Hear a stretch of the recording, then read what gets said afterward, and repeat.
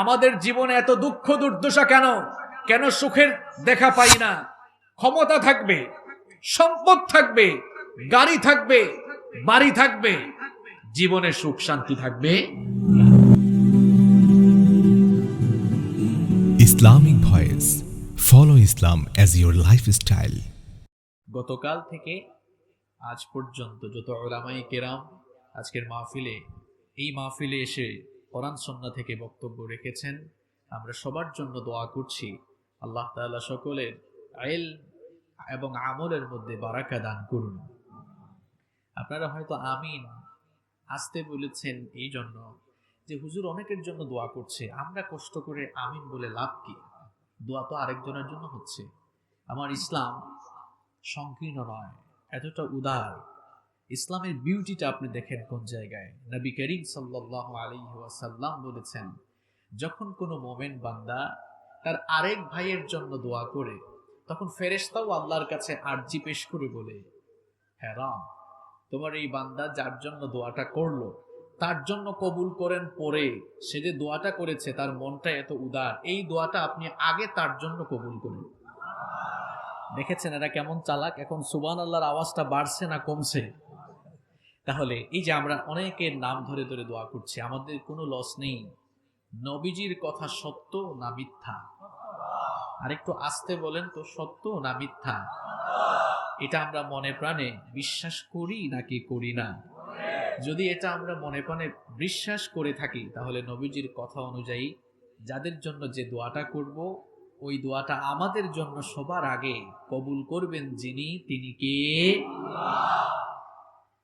তাহলে আমরা সবার জন্য দোয়া করছি, আল্লাহ সবার হায়াতের মধ্যে, ইলমের মধ্যে, আমলের মধ্যে বারাকা দান করুন।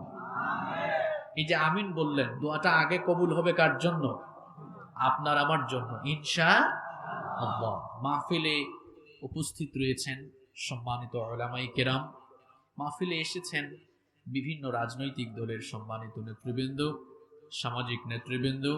আমার সামনে বসে আছেন আমার পিতৃতুল্য সম্মানিত মুরব্বী বাবারা। যুগে যুগে আল্লাহর জমিনে আল্লাহর দ্বীনকে প্রতিষ্ঠার জন্য যারা সবচাইতে বেশি অগ্রণী ভূমিকা পালন করেছেন, আমার কলিজার টুকরা যুবক এবং তরুণ ভাইয়েরা, স্কুল, কলেজ, ইউনিভার্সিটি এবং মাদ্রাসা পড়ুয়া আমার প্রাণ প্রিয় মেধাবী ছাত্র ভাইয়েরা, মহিলা প্যান্ডেল থেকে এবং বাসায় বসে নীরবে যারা শুনছেন, আমার শ্রদ্ধেয়া সম্মানিতা মা এবং বোনেরা, উপস্থিত মিডিয়ার প্রাণপ্রিয় কর্মী ভাইয়েরা, গোয়েন্দা সংস্থার ভাইয়েরা, আজকের মাহফিল বাস্তবায়নে যারা সাপোর্ট দিয়েছেন, সহযোগিতা করেছেন, প্রশাসনের ভাইয়েরা, সর্বস্তরের তাওহীদি জনতা, প্রাণপ্রিয় শ্রীপুর তথা গাজীপুরবাসী, আপনারা সবাই কেমন আছেন? পেছনে যারা বসেছেন তারা মনে হয় খুব একটা ভালো নেই, আপনারা ভালো আছেন সবাই? তাহলে যদি ভালো থেকে থাকেন বলেন তো, আপনাদেরকে ভালো রেখেছেন আপনারা নাকি আল্লাহ? তাহলে আল্লাহ তাআলাকে একটু জবান খুলে মহব্বতের সাথে একটা ডাক দেন, বলেন আল্লাহ। আমাদেরকে ভালো রেখেছেন কে? আল্লাহ নাম বলতে কি আপনাদের কষ্ট লাগে? আল্লাহ নাম যতই জপি ততই মধুর লাগে, নামে তো মধু থাকে কে জানি তো আগে। আল্লাহ নাম যতই জপি ততই মধুর লাগে, নামে তো মধু থাকে কে জানি তো আগে। এই নামে মজা আছে না নাই? তাহলে আমাদেরকে ভালো রাখলেন কে? হৃদয়ের সবটুকু ভালোবাসা উজাড় করে দিয়ে যিনি আমাদেরকে সুস্থতার সাথে বাঁচিয়ে রেখেছেন এবং আজকের এই বরকতময় জায়গায় কোরআনের মাহফিলে আসার তৌফিক দিয়েছেন, সেই রবের জন্য খুশি হয়ে, খুশি মনে, প্রাণবন্ত আওয়াজে আমরা সবাই পড়ছি আলহামদুলিল্লাহ। আমরা প্রশংসা করলাম কার? এবার জুড়ে বলেন তো দেখি, লাভ হয়েছে কার? হ্যাঁ, মজাটা বুঝেছেন আপনি? মনে করেন এই ভাই আমার প্রশংসা করলেন, তিনি মাইক দিয়ে অনেকক্ষণ আমার গুণগান গাইলেন। এখন বলেন তো লাভটা কার হবে, ওনার না আমার? আমার, আমি খুশি হব, ভাই আমার অনেক প্রশংসা করলেন। কিন্তু আমরা সবাই মিলে যখন রবের প্রশংসায় মত্ত হয়ে গেলাম, যখন সবাই রবের প্রশংসায় নিয়োজিত হয়ে গেলাম, তখন আমাদের প্রত্যেকের আমল নামায় সওয়াব দান করে দিলেন কে? আল্লাহ গর্ব করে ফেরেশতাদেরকে বলতেছেন, এই ফেরেশতারা দেখ, এই বান্দা বানানোর সময় তোরা আমাকে নিষেধ করেছিলে, নিষেধ করে নাই? আল্লাহ তাআলা বলেন আমি আদম বানাবো। ফেরেশতারা বলল, আপনি কি এমন কাউকে বানাতে চান নাকি যারা দুনিয়ায় গেলে খালি ফিতনা ফাসাদ বিশৃঙ্খলা দাঙ্গা হাঙ্গামা রক্তপাত করবে? আল্লাহ এখন বলছেন, দেখ আমার বান্দারা আমার জিকির করছে, আমাকে স্মরণ করছে, আমার শুকরিয়া করছে। আর যারা আল্লাহর শুকরিয়া করবে, আল্লাহ তাআলা ওই বান্দাদেরকে তার নেয়ামত বাড়িয়ে দিবেন না কমিয়ে দিবেন? কথাটা মোল্লার না আল্লাহ? লা ইন শাকারতুম লা আযীদান্নাকুম। আল্লাহ তাআলা বলেছেন, বান্দারে তোমাকে যত নেয়ামত দিয়েছি এগুলোর উপরে শুকরগুজার হয়ে যদি তুমি আমার প্রতি কৃতজ্ঞতা জ্ঞাপন করো, লা আযীদান্নাকুম, যা নেয়ামত দিয়েছি তা আমি আরো বহুগুণ নেয়ামত আর বরকতের বাড়িধারা ফল্লুধারা আমি তোমার জন্য প্রবাহমান করব। সুবহানাল্লাহ। আমরা এই মাহফিলে যারা এসেছি, আল্লাহ তাআলা আমাদের সকলের জীবনের গুনাহগুলো মাফ করে দাও। এই মাহফিল আয়োজন করতে গিয়ে আমার কলিজার টুকরা যুবক ভাইয়েরা হয়তো কয়েকদিন তারা ঠিকমতো খেতে পারেনি, ঘুমাতে পারেনি। রাজনৈতিক নেতৃবৃন্দ যারা আছেন তারা সাপোর্ট দিয়েছেন, এই এলাকার মুরব্বী যারা তারা তাদেরকে সহযোগিতা করেছেন, প্রশাসনের ভাইরাও সহযোগিতা করেছেন। সকলের ঐকান্তিক সহযোগিতার কারণে এত সুন্দর একটি প্রোগ্রাম বাস্তবায়িত হয়েছে। এই প্রোগ্রামটি বাস্তবায়নের জন্য যারা যেভাবে সহযোগিতা করেছেন, আমরা দোয়া করছি আল্লাহ তাআলা আপনি সবাইকে মাফ করে দেন। In the day of resurrection, কাল কিয়ামতের কঠিন বিভীষিকাময় দিনে এই মাহফিলকে যেন আল্লাহ তাআলা আমাদের সবার জন্য নাজাতের ওয়াসিলা বানিয়ে আল্লাহ যেন আমাদেরকে মাফ করে দয়া করে তার জান্নাতে আমাদেরকে ঢুকিয়ে দেন। এই মাহফিলে আমরা যারা এসেছি, এই মাহফিলের ওয়াসিলায় আল্লাহ তাআলা যেন আমাদের সকলের জীবনকে বরকতময় করে দেন। আপনারা সবাই বরকত চান কি চান না? বরকত চান তো সবাই? আল্লাহর বরকত যদি আপনার জীবনে না থাকে, মনে রাখবেন আপনি আপনার জীবনে কখনো সুখ শান্তির দেখা পাবেন না। কারণ টাকা পয়সা, ক্ষমতা, প্রভাব, প্রতিপত্তি দিয়ে সুখের মালিক হওয়া যায় না। কারণ এমন বহু মানুষ আমরা দেখেছি যাদের কাছে কোটি কোটি টাকা আছে কিন্তু রাতের ঘুম নাই। অনেক টাকার মালিক রাতের বেলা ঘুমাতে পারে না, মনে শান্তি থাকলে তো ঘুমাবে, তার মনে সুখ নেই। রিক্সাওয়ালা সারাদিন রিক্সা চালায়, 300-400 টাকা ইনকাম করেছে, এশার নামাজের পরে আলু ভর্তা ডাল ভাত খেয়ে নাকে তেল দিয়ে ঘুমায়। তার ঘুম আছে কারণ তার মনে শান্তি আছে। গাজীপুরে বেশ কয়েকটি গার্মেন্টস ফ্যাক্টরির মালিক, হাজার হাজার কোটি টাকা তার কাছে আছে, ঘুমাতে পারে না। অনেক সম্পদ আছে, এরপরেও সুখ নাই কেন? কারণ সম্পদের ভেতরে বরকত। What do you mean by বারাকা? আপনি বারাকা বলতে কি বুঝেন?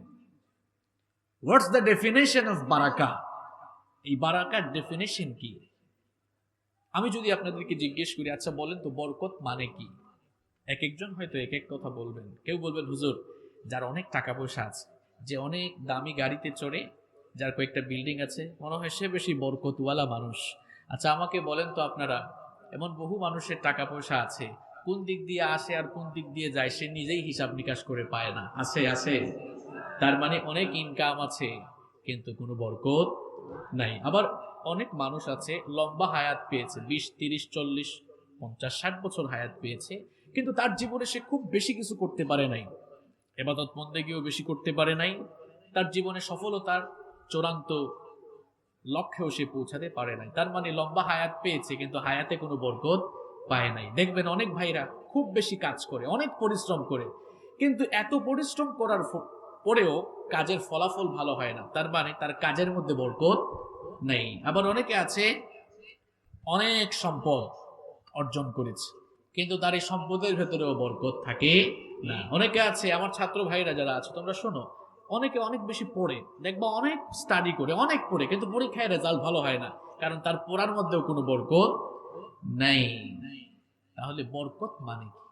আচ্ছা বললেন তো আমাকে, একটু আওয়াজ দিন আপনারা। হ্যাঁ, আমি কিন্তু বেশি লম্বা চড়া কথা বলি না, খুব অল্প স্বল্প কথা বলবো, কিন্তু দামি দামি কথা বলবো ইনশাআল্লাহ। তো আপনাদের একটু পার্টিসিপেট দরকার।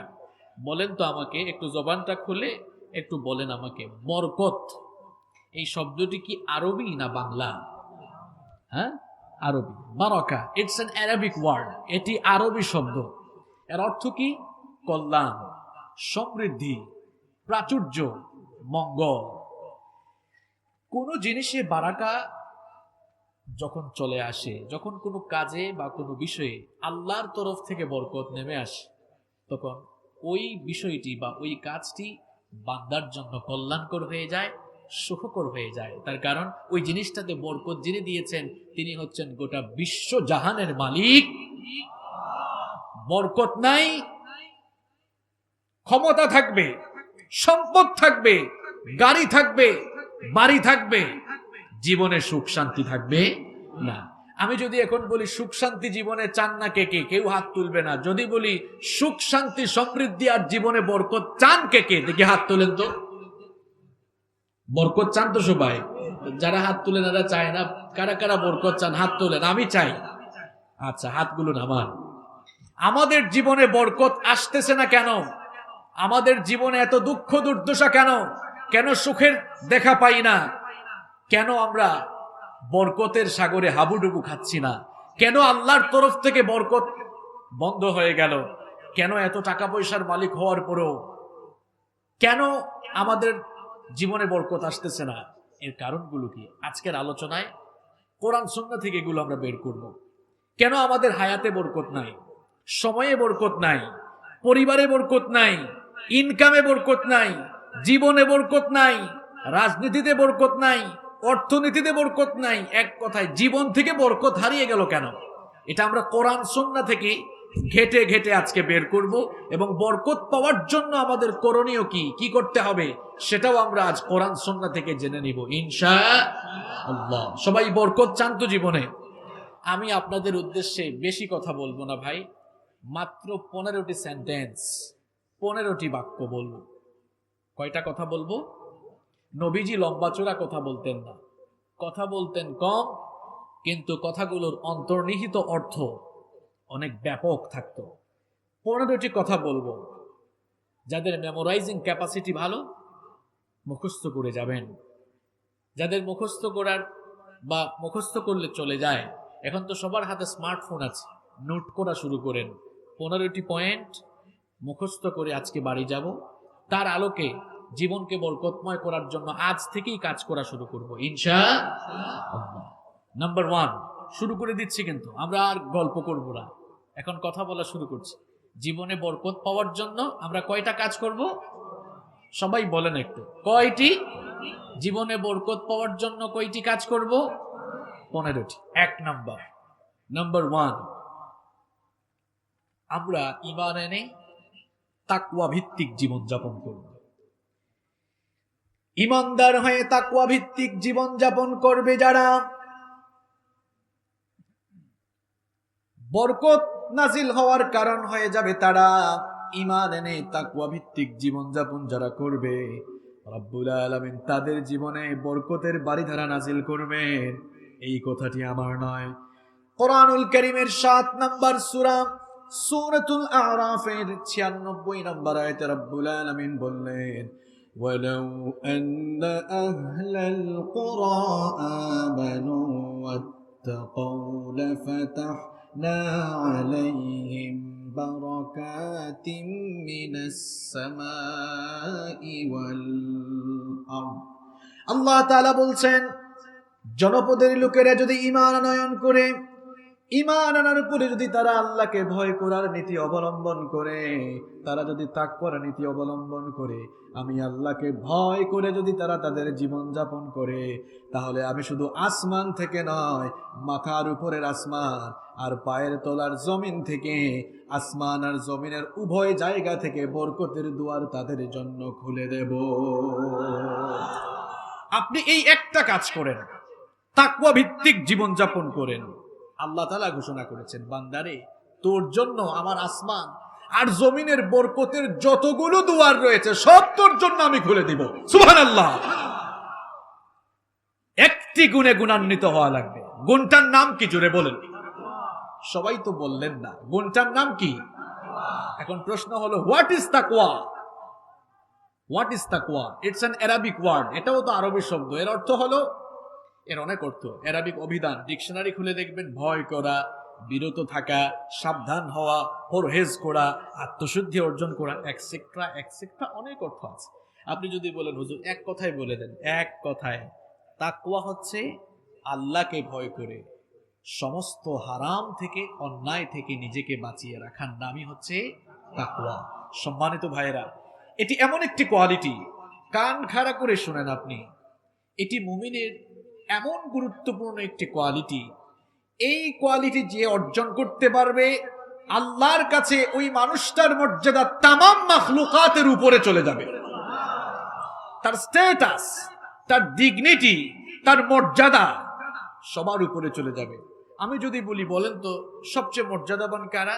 আপনারা হয়তো কিছু ভিআইপি আর কিছু সিআইপির নাম বলবেন। জাগতিক দৃষ্টিকোণ থেকে আপনারা যাদেরকে স্ট্যাটাসওয়ালা পার্সন মনে করেন, আল্লাহর কাছে স্ট্যাটাসওয়ালা পার্সন হওয়ার জন্য জাগতিক যে সকল কোয়ালিটি গুরুত্বপূর্ণ বলে আমরা মনে করি, আল্লাহর কাছে সেগুলো গুরুত্বপূর্ণ নয়। বরং আল্লাহ তাআলা বলেছেন, ইন্না আকরামাকুম ইনদাল্লাহি আতকাকুম, তোমাদের মধ্যে তাকওয়াবান যারা, আমার কাছে দামি তারা। সুবহানাল্লাহ। এই একটি গুণ অর্জন করলে মর্যাদা সবার উপরে। আর এটি যার ভেতরে নাই, সে শয়তানের চেয়েও আরো নিচের লেভেলে নেমে যায়। গুণটার নাম কি? তাকওয়া। তাকওয়া এটি যদি কারো অন্তরে ঢুকানো যায়, আল্লাহর কসম, আল্লাহর কসম, তাকে আপনি যদি আপনি দড়ি দিয়ে তার হাত পা বেঁধে চাবক পিটান, এই অন্যায় তোকে করা লাগবে, করবে না। যদি তার ভেতরে কি থাকে? প্রমাণ দিব। সুনানে বাইহাকির ভেতরে হাদিস বর্ণিত হয়েছে, খুব ভালো করে শোনেন, চমৎকার একটি ঘটনা আপনাদেরকে হাদিস থেকে শোনাচ্ছি। আব্দুল্লাহ ইবনে ওমর রাদিয়াল্লাহু আনহু, তিনি তার সঙ্গী সাথীদেরকে নিয়ে একবার সফরে বের হলেন। দুপুরের খাবারের সময় যখন হয়ে গেল, খাবার গ্রহণের জন্য তার সঙ্গী সাথীরা মিলে দস্তরখানা বিছালেন। তারা যখন খাবার খাওয়া শুরু করবেন, ঠিক সেই সময় লক্ষ্য করলেন একজন রাখাল বালক তাদের পাশ দিয়ে অতিক্রম করছে। আব্দুল্লাহ ইবনে ওমর রাদিয়াল্লাহু আনহু তখন বললেন, ওগো রাখাল, দুপুরের খাবার গ্রহণের জন্য আমরা দস্তরখানা বিছিয়েছি, তুমিও আজ আমাদের মেহমান হয়ে যাও, আমাদের সঙ্গে খাবার গ্রহণ করো, খাবারে শামিল হও। ওই রাখাল তখন বলল, আপনারা যে আমাকে খাবারের জন্য ইনভাইট করেছেন, এই জন্য আপনাদেরকে মোবারকবাদ জানাচ্ছি, কৃতজ্ঞতা জানাচ্ছি, কিন্তু আপনাদের সাথে আমি খাবার খেতে পারবো না। সে বলল, আমি আপনাদের সাথে খাবার খেতে পারবো না। প্রস্তাব ফিরিয়ে দিল। আব্দুল্লাহ ইবনে ওমর রাদিয়াল্লাহু আনহু জিজ্ঞেস করলেন, কি কারণে তুমি আমাদের সাথে খেতে পারবে না? রাখাল তখন বলল, আমি রোজা রেখেছি, এই কারণে আমি আপনাদের সাথে খেতে পারবো না। আব্দুল্লাহ ইবনে ওমর রাদিয়াল্লাহু আনহু বললেন, এখন তো রমজানের মাস নয়, তাহলে নিশ্চয়ই তুমি নফল রোজা রেখেছো, মরুভূমিতে তুমি মেষ চড়াতে এসেছো, আবহাওয়া অত্যন্ত রুক্ষ, প্রচন্ড তাপমাত্রা, প্রচন্ড গরম পড়েছে, আর আমাদের সাথেও খুব ভালো ভালো আইটেমের খাবার আছে। হয়তো তুমি সব সময় ভালো ভালো খাবার পাও না, আবার প্রচন্ড রুক্ষ আর গরম আবহাওয়া পড়েছে, নফল রোজা তো ভাঙলেও কোনো অসুবিধা হয় না, সুতরাং চাইলে তুমি আমাদের সাথে আজ খাবার গ্রহণে বসতে পারো। রাখাল তখন বলল, আমি তো ওই 0 দিনের জন্য আমল করছি, যেদিন মানুষের আমল ছাড়া কোনো কিছু কাজে লাগবে না। আব্দুল্লাহ ইবনে ওমর রাদিয়াল্লাহু আনহু অবাক হয়ে গেলেন। তিনি বললেন, না, তোমাকে তো এভাবে ছাড়া যায় না, তোমার তাকওয়ার লেভেলটা একটু জানা দরকার, তোমার অন্তরে যে ক্ষুধা ভীতি আছে, আল্লাহর ভয় আছে, এটা যাচাই না করে আমি ছাড়বো না। মনে মনে সিদ্ধান্ত নিলেন, এই রাখালকে তিনি পরীক্ষা করবেন। এই জন্য তাকে প্রশ্ন করলেন, তোমার সঙ্গে যে মেষপাল রয়েছে, এই মেষপালের মালিক কি তুমি নাকি? রাখাল তখন বলল, আমি একজনের আন্ডারে চাকরি করি, আমার একজন মালিক আছে, তার মেষগুলো আমি চড়াবার জন্য এই মরুভূমিতে আসি।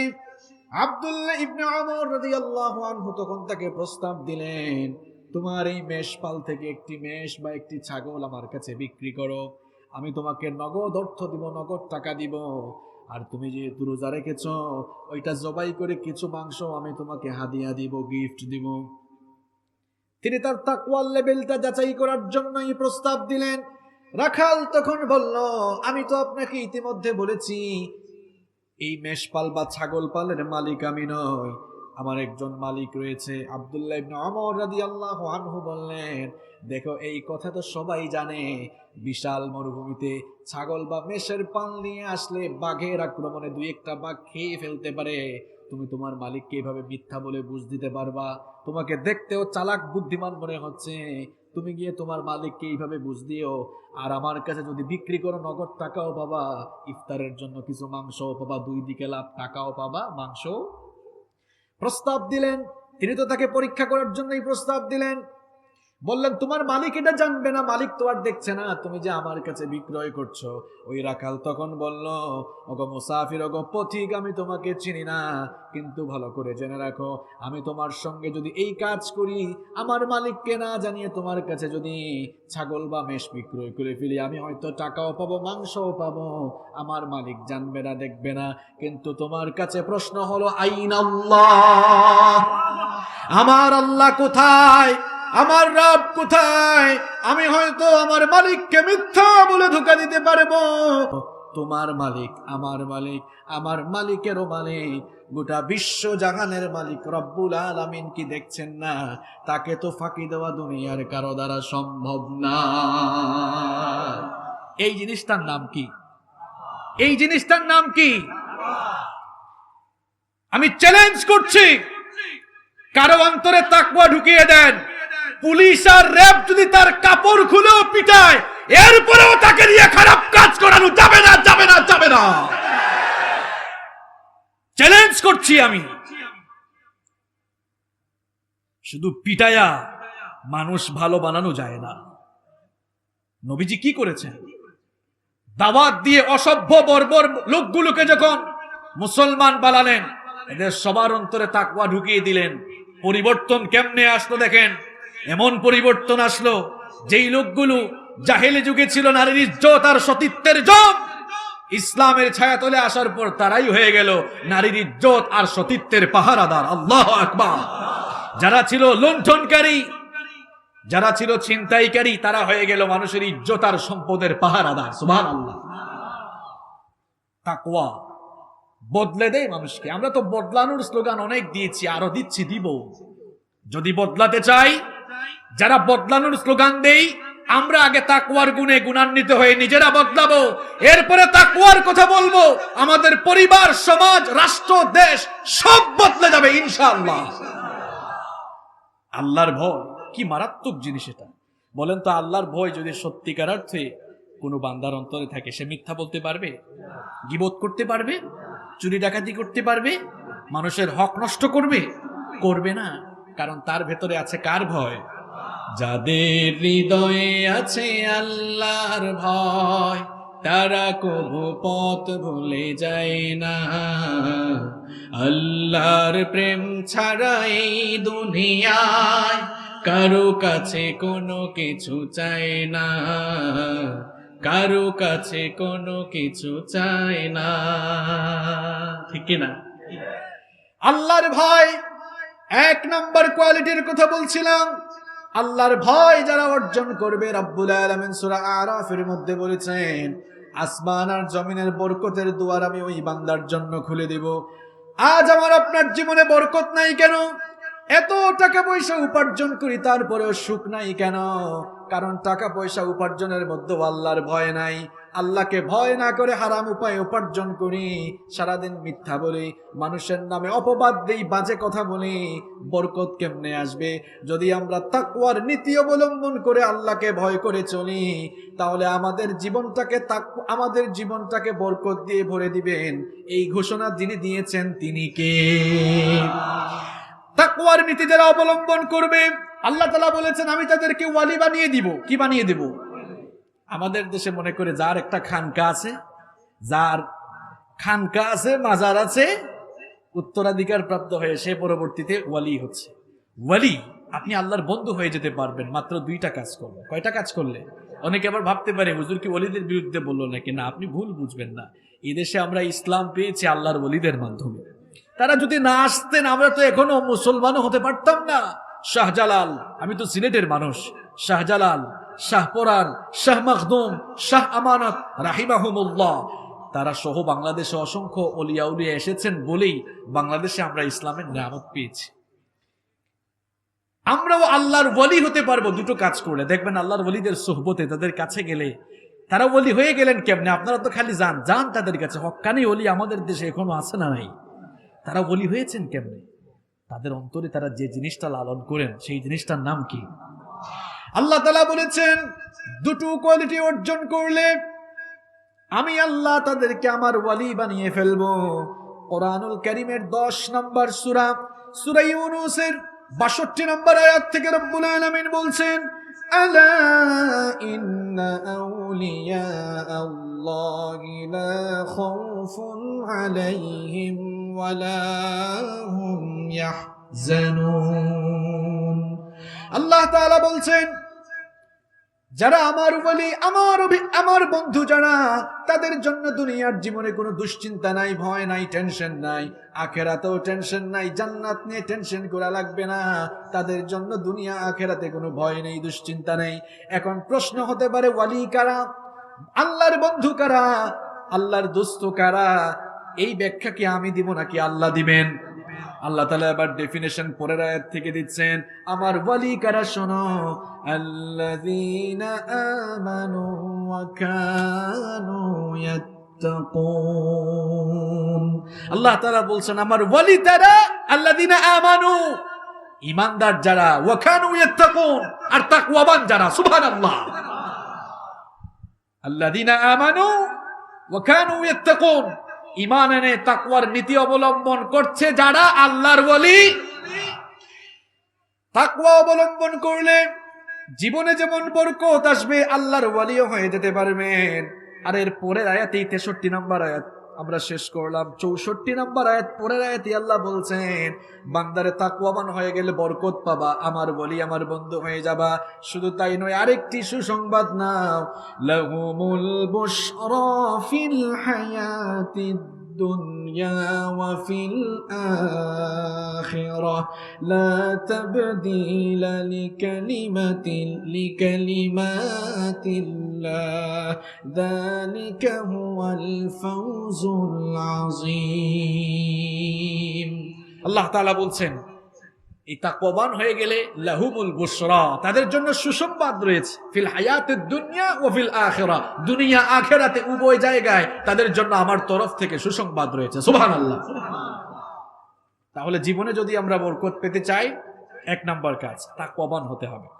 এই পয়েন্ট আমরা শেষ করছি। আরো একটি কথা বলি, তাকওয়া কি? তাকওয়া হচ্ছে আল্লাহর ভয়ে সমস্ত অন্যায়, পাপাচার, জুলুম, হারাম থেকে নিজেকে বাঁচিয়ে রেখে আল্লাহর দ্বীনের পথে পরিচালিত করার নামটাই হচ্ছে তাকওয়া। আমরা সবাই তাকওয়া অবলম্বন করতে পারবো তো ইনশাআল্লাহ? আল্লাহ আমাদেরকে তৌফিক দান করেন। আমরা কোন বিষয় নিয়ে জানি কথা বলছি? জীবনে বরকত লাভের 15টি উপায়। কয়টি উপায়? আমার ভাইরা কষ্ট হচ্ছে না তো আপনাদের? 1 নাম্বার কি বললাম? তাকওয়াবান হয়ে যেতে হবে আমাদেরকে। আল্লাহ তৌফিক দান করেন। জীবনে যদি আমরা বরকত চাই, 2 নাম্বার যে কাজটি আমরা করব সেটি হচ্ছে আমরা যে কোনো কথা, যে কোনো কাজের শুরুতে বরকত পাওয়ার জন্য আমরা বাসমালাহ অর্থাৎ বিসমিল্লাহির রহমানির রহিম পড়ব। আমরা আল্লাহর নামে বক্তব্য শুরু করব, আল্লাহর নামে কথা বলা শুরু করব, আল্লাহর নামে কাজ শুরু করব। তাহলে আল্লাহর নামে আল্লাহর গুণগান প্রশংসা করে কোনো কথা বা কাজ শুরু করলে ওই কথা, ওই কাজে বরকত দিবেন কে? আল্লাহ তাআলা বরকত দিয়ে দিবেন। এই যে আপনারা এখন মাহফিল শেষ করে বাড়িতে যাবেন, বাড়িতে ঢোকার সময় বিসমিল্লাহ বলে ঢুকি, আবার বাড়ি থেকে বের হওয়ার সময় বলবেন বিসমিল্লাহি তাওয়াক্কালতু আলাল্লাহ বলে বের হয়ে দেখেন না আপনার হেফাজতকারী স্বয়ং যিনি হয়ে যাবেন তিনি কে? আমরা অনেক সময় ঘরের মধ্যে ঢুকে কিন্তু বিসমিল্লাহ বলি না। এজন্য আমাদের ঘরের ভেতরে বরকত থাকে না, ঘরের ভেতরে শান্তি থাকে না, ঘরের ভেতরে এত অশান্তি, এত গেঞ্জাম, হাজবেন্ড ওয়াইফের মধ্যে সমস্যা, ভাই বোনের মধ্যে সমস্যা, ঘরের মধ্যে দেখা যায় পরশ্রীকাতরতা, ঘরের ভেতরে হিংসা, নিন্দা, ফাসাদ লেগে আছে। তার কারণ হলো ঘরের মধ্যে বরকত নাই। এখন আমরা সবাই ঘরের মধ্যে বরকত চাই কি চাই না? আরো জুড়ে বলেন, ঘরের ভেতরে আমরা বরকত চাই কি চাই না? এবার দেখেন মুসলিম শরীফের 2018 নম্বর হাদিস, বরকত পাওয়ার জন্য আমাদেরকে নবীজি কি করতে বলেছেন? নবীজি বলেছেন, ইযা দাখালার রাজুলু বাইতাহু ফাযাকারাল্লাহু ইনদা দুখুলিহি ওয়া ইনদা তুআমিহি, যখন আল্লাহর কোনো বান্দা ঘরে ঢোকার সময় বিসমিল্লাহ বলে ঢুকে, কিংবা খাবার খাওয়ার সময় বিসমিল্লাহ বলে খায়, শয়তান তখন দুঃখ ভারাক্রান্ত হৃদয়ে তার সঙ্গী সাথীদেরকে বলে, লা মাবিতা লাকুম, এই ঘরের মধ্যে তোমাদের থাকারও জায়গা নাই, খাবারও কোনো জায়গা নাই। নবীজি বলেছেন, বিসমিল্লাহ বলে ঘরে ঢুকলে, বিসমিল্লাহ বলে খাবার খেলে, ওই খাবারে বা ওই ঘরে আর শয়তান থাকতে পারে না, ওই খাবারের মধ্যে শয়তান পার্টিসিপেট করতে পারে না। এরপরে নবীজি বলছেন, ওয়া ইযা দাখালা, আর যখন কোনো বান্দা ঘরে ঢুকে, ফালাম ইয়াযকুরিল্লাহু ইনদা দুখুলিহি, ঘরে ঢোকার সময় সে যখন বিসমিল্লাহ বলে না, শয়তান তখন তার সাথীদেরকে হেসে হেসে বলে, আদরাকতুমুল মাবিত, তোমরা থাকার জন্য একটা বাসস্থান পেয়েছো। কারণ বিসমিল্লাহ বলে যে লোকটা ঘরে ঢুকলো না, বরকত থেকে বঞ্চিত হলো, আর ওই লোকটার সাথী হয়ে গেল কে? আরো জোরে বলেন, সাথী হয়ে গেল কি?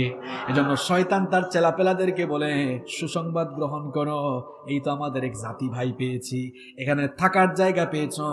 এরপরে লোকটা ঘরে ঢুকে যখন আবার বিসমিল্লাহ না বলে খাবার খাওয়া শুরু করে, শয়তান তার সঙ্গীদেরকে বলে, আবার সুসংবাদ নাও, এতক্ষণ তো থাকার জায়গা হয়েছিল, এবার খাবারেরও ব্যবস্থা হয়েছে। নাউযু বিল্লাহি মিন যালিক। তাহলে আমরা ঘরে ঢোকার সময় বিসমিল্লাহ না বলে ঘরের ভিতরে শয়তান ঢুকাচ্ছি, খাবার গ্রহণের সময় বিসমিল্লাহ না বলে খাবারেও শয়তানকে পার্টিসিপেট করাচ্ছি।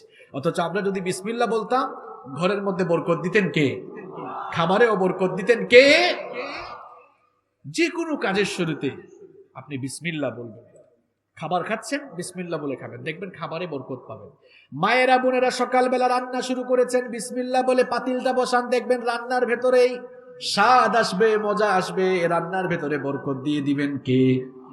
ঘর থেকে বের হয়েছেন, বিসমিল্লাহ বলবেন। আমার ছাত্র ভাইয়েরা, পড়ায় বসার সময়, বইটা খোলার সময় বিসমিল্লাহ বলো, এরপরে পড়াটা শুরু করো, তোমার জ্ঞানের মধ্যে, ইলমের মধ্যে বারাকা দিবেন কে? সব কথা কাজের শুরুতে বিসমিল্লাহ বললে বরকত পাওয়া যাবে। এমনকি যখন খাবার খাবেন, বরকতের জন্য যত কাজ করা দরকার সব করবেন। আমরা অনেকে আছি খাবার খাওয়ার সময় আঙ্গুল দিয়ে, হাত দিয়ে খাবার খাই না, বাপরে বাপ, চামচ লাগায়, বলে চাইনিজ রেস্টুরেন্ট আজকে বাফেট ডিনার, বাপরে বাপ, বুফে খাওয়া দাওয়া করে। আছে আছে। আমি একবার আমার স্টুডেন্ট লাইফের মজার একটি ঘটনা আপনাদেরকে শোনাচ্ছি। আমি তখন অনার্সের ফাইনাল ইয়ারের দিকে চলে এসেছি, তো একটা বুফে ডিনারে পার্টিসিপেট করলাম। তো সবাই দেখি ওখানে চামচ, তারপর কি বলে চাকু দিয়ে কেটে কুটে একটু স্টাইল করে ঝনঝন ঝনঝন আওয়াজ করে খাচ্ছে। আমি তো হুজুর মানুষ, আমি গেলাম, আমি গিয়ে তারপরে যতগুলো আইটেম ছিল সব নেওয়ার পরে আমি আবার হাত দিয়ে খপাত খপাত করে খাওয়া শুরু করেছি, হাত দিয়ে খাচ্ছি।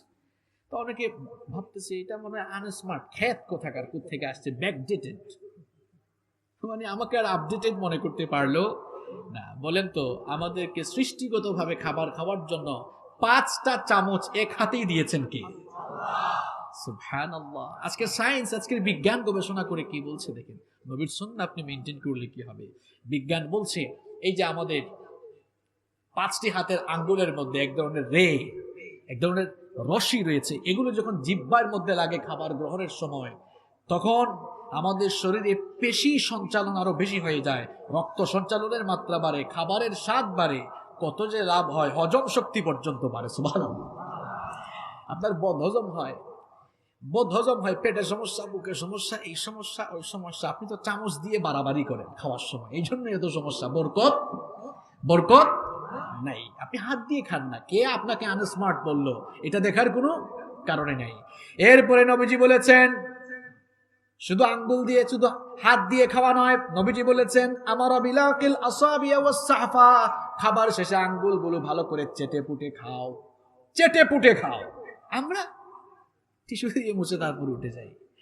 নবীজি সাহাবীদেরকে বললেন, শোনো, খাবার খাওয়ার পরে আঙ্গুলগুলো চেটে খাও, প্লেটটাও চেটে খাও। সাহাবীরা বলছেন, নবীজি খাবারের পরে প্লেটটাকে এমন ভাবে চেটে খেতেন, নবীজির প্লেট দেখলে মনে হতো এটা কেউ যেন এখন পরিষ্কার করে রেখেছে। সুবহানাল্লাহ। কারণ আমরা অনেকে চেটে পুটে খাই না, না জানে কেউ আমাদেরকে রাক্ষস ভাবে কিনা। এখন বর্তমান বিজ্ঞানীরা কি বলছেন, পুষ্টিবিদ যারা, তারা বলছেন, মানুষ যখন খাবার খায়, ওই যে একটু আগেই সিফাত হাসান ভাই একটা কথা বলে গেলেন না, শেষ ভালো যার সব ভালো খাবারটা, আপনি যে খাবারটা খেলেন, মাখামাখি করলেন, খাবারের পুষ্টিকণার সব সার নির্যাস ওই প্লেটের শেষে জমা থাকে। ওইটা যখন আপনি খান তখন আপনার শরীরে ভিটামিন বি কমপ্লেক্স এটা আরো বেশি পরিমাণ উৎপাদন হয়। ভিটামিন বি কমপ্লেক্স আপনি পেয়ে যাচ্ছেন, এটা আমার কথা নয়, বর্তমান বিজ্ঞানী এটা বলছে। আপনি শারীরিকভাবে আরো বেশি সুস্থ থাকতে পারবেন, হজম শক্তি বাড়বে, রোগবালাই কমবে, রোগ প্রতিরোধ ক্ষমতা বাড়বে ইনশাআল্লাহ। নবীজি বললেন, শোনো, চেটে পুটে খাও। কেন? নবীজি বললেন, ইন্নাকুম লা তাদরুনা ফি আইয়িহিল বারাকা, তোমরা তো জানো না বরকতটা কোন জায়গায়। অর্থাৎ আঙ্গুল চেটে খাও, প্লেটটাকে চেটে পুটে খাও, ওইটার মধ্যে বরকত আছে। সুবহানাল্লাহ। তাহলে বরকত লাভের জন্য 2 নাম্বার যে কাজ করব, আমরা বিসমিল্লাহ বলে যে কোনো কাজ শুরু করব। পারবো তো ইনশাআল্লাহ? কষ্ট হচ্ছে আপনাদের? আচ্ছা, আমি তো এই প্রাথমিক পয়েন্টগুলো বলছি। আমরা কয়টা কথা বলবো বলছিলাম? 15টি কথা। কয়টা? বাকি কথাগুলো আরো সুন্দর। ধৈর্য থাকবে তো আপনাদের? বলেন ইনশাআল্লাহ। নাম্বার 3, জীবনে বরকত লাভের জন্য আমরা 3 নাম্বার যে কাজটি করব সেটি হচ্ছে, আযান হয়ে গিয়েছে, সব কাজ বন্ধ, আল্লাহর কাজ শুরু। চলে যাব কোথায়? এখন নামাজ পড়লে, নামাজে গেলেই যে বরকত হয়, এটার জন্য তো একটা রেফারেন্স লাগবে, একটা দলিল তো লাগবে।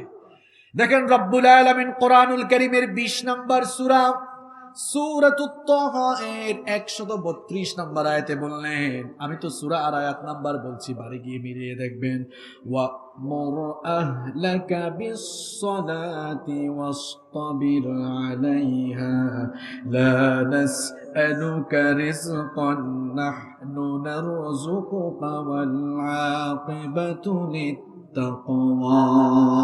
আল্লাহ তাআলা বলছেন, হে নবী, আপনি আপনার পরিবারের লোকদেরকে সালাতের ব্যাপারে আদেশ দান করুন এবং নিজেও এই ব্যাপারে অবিচল থাকুন।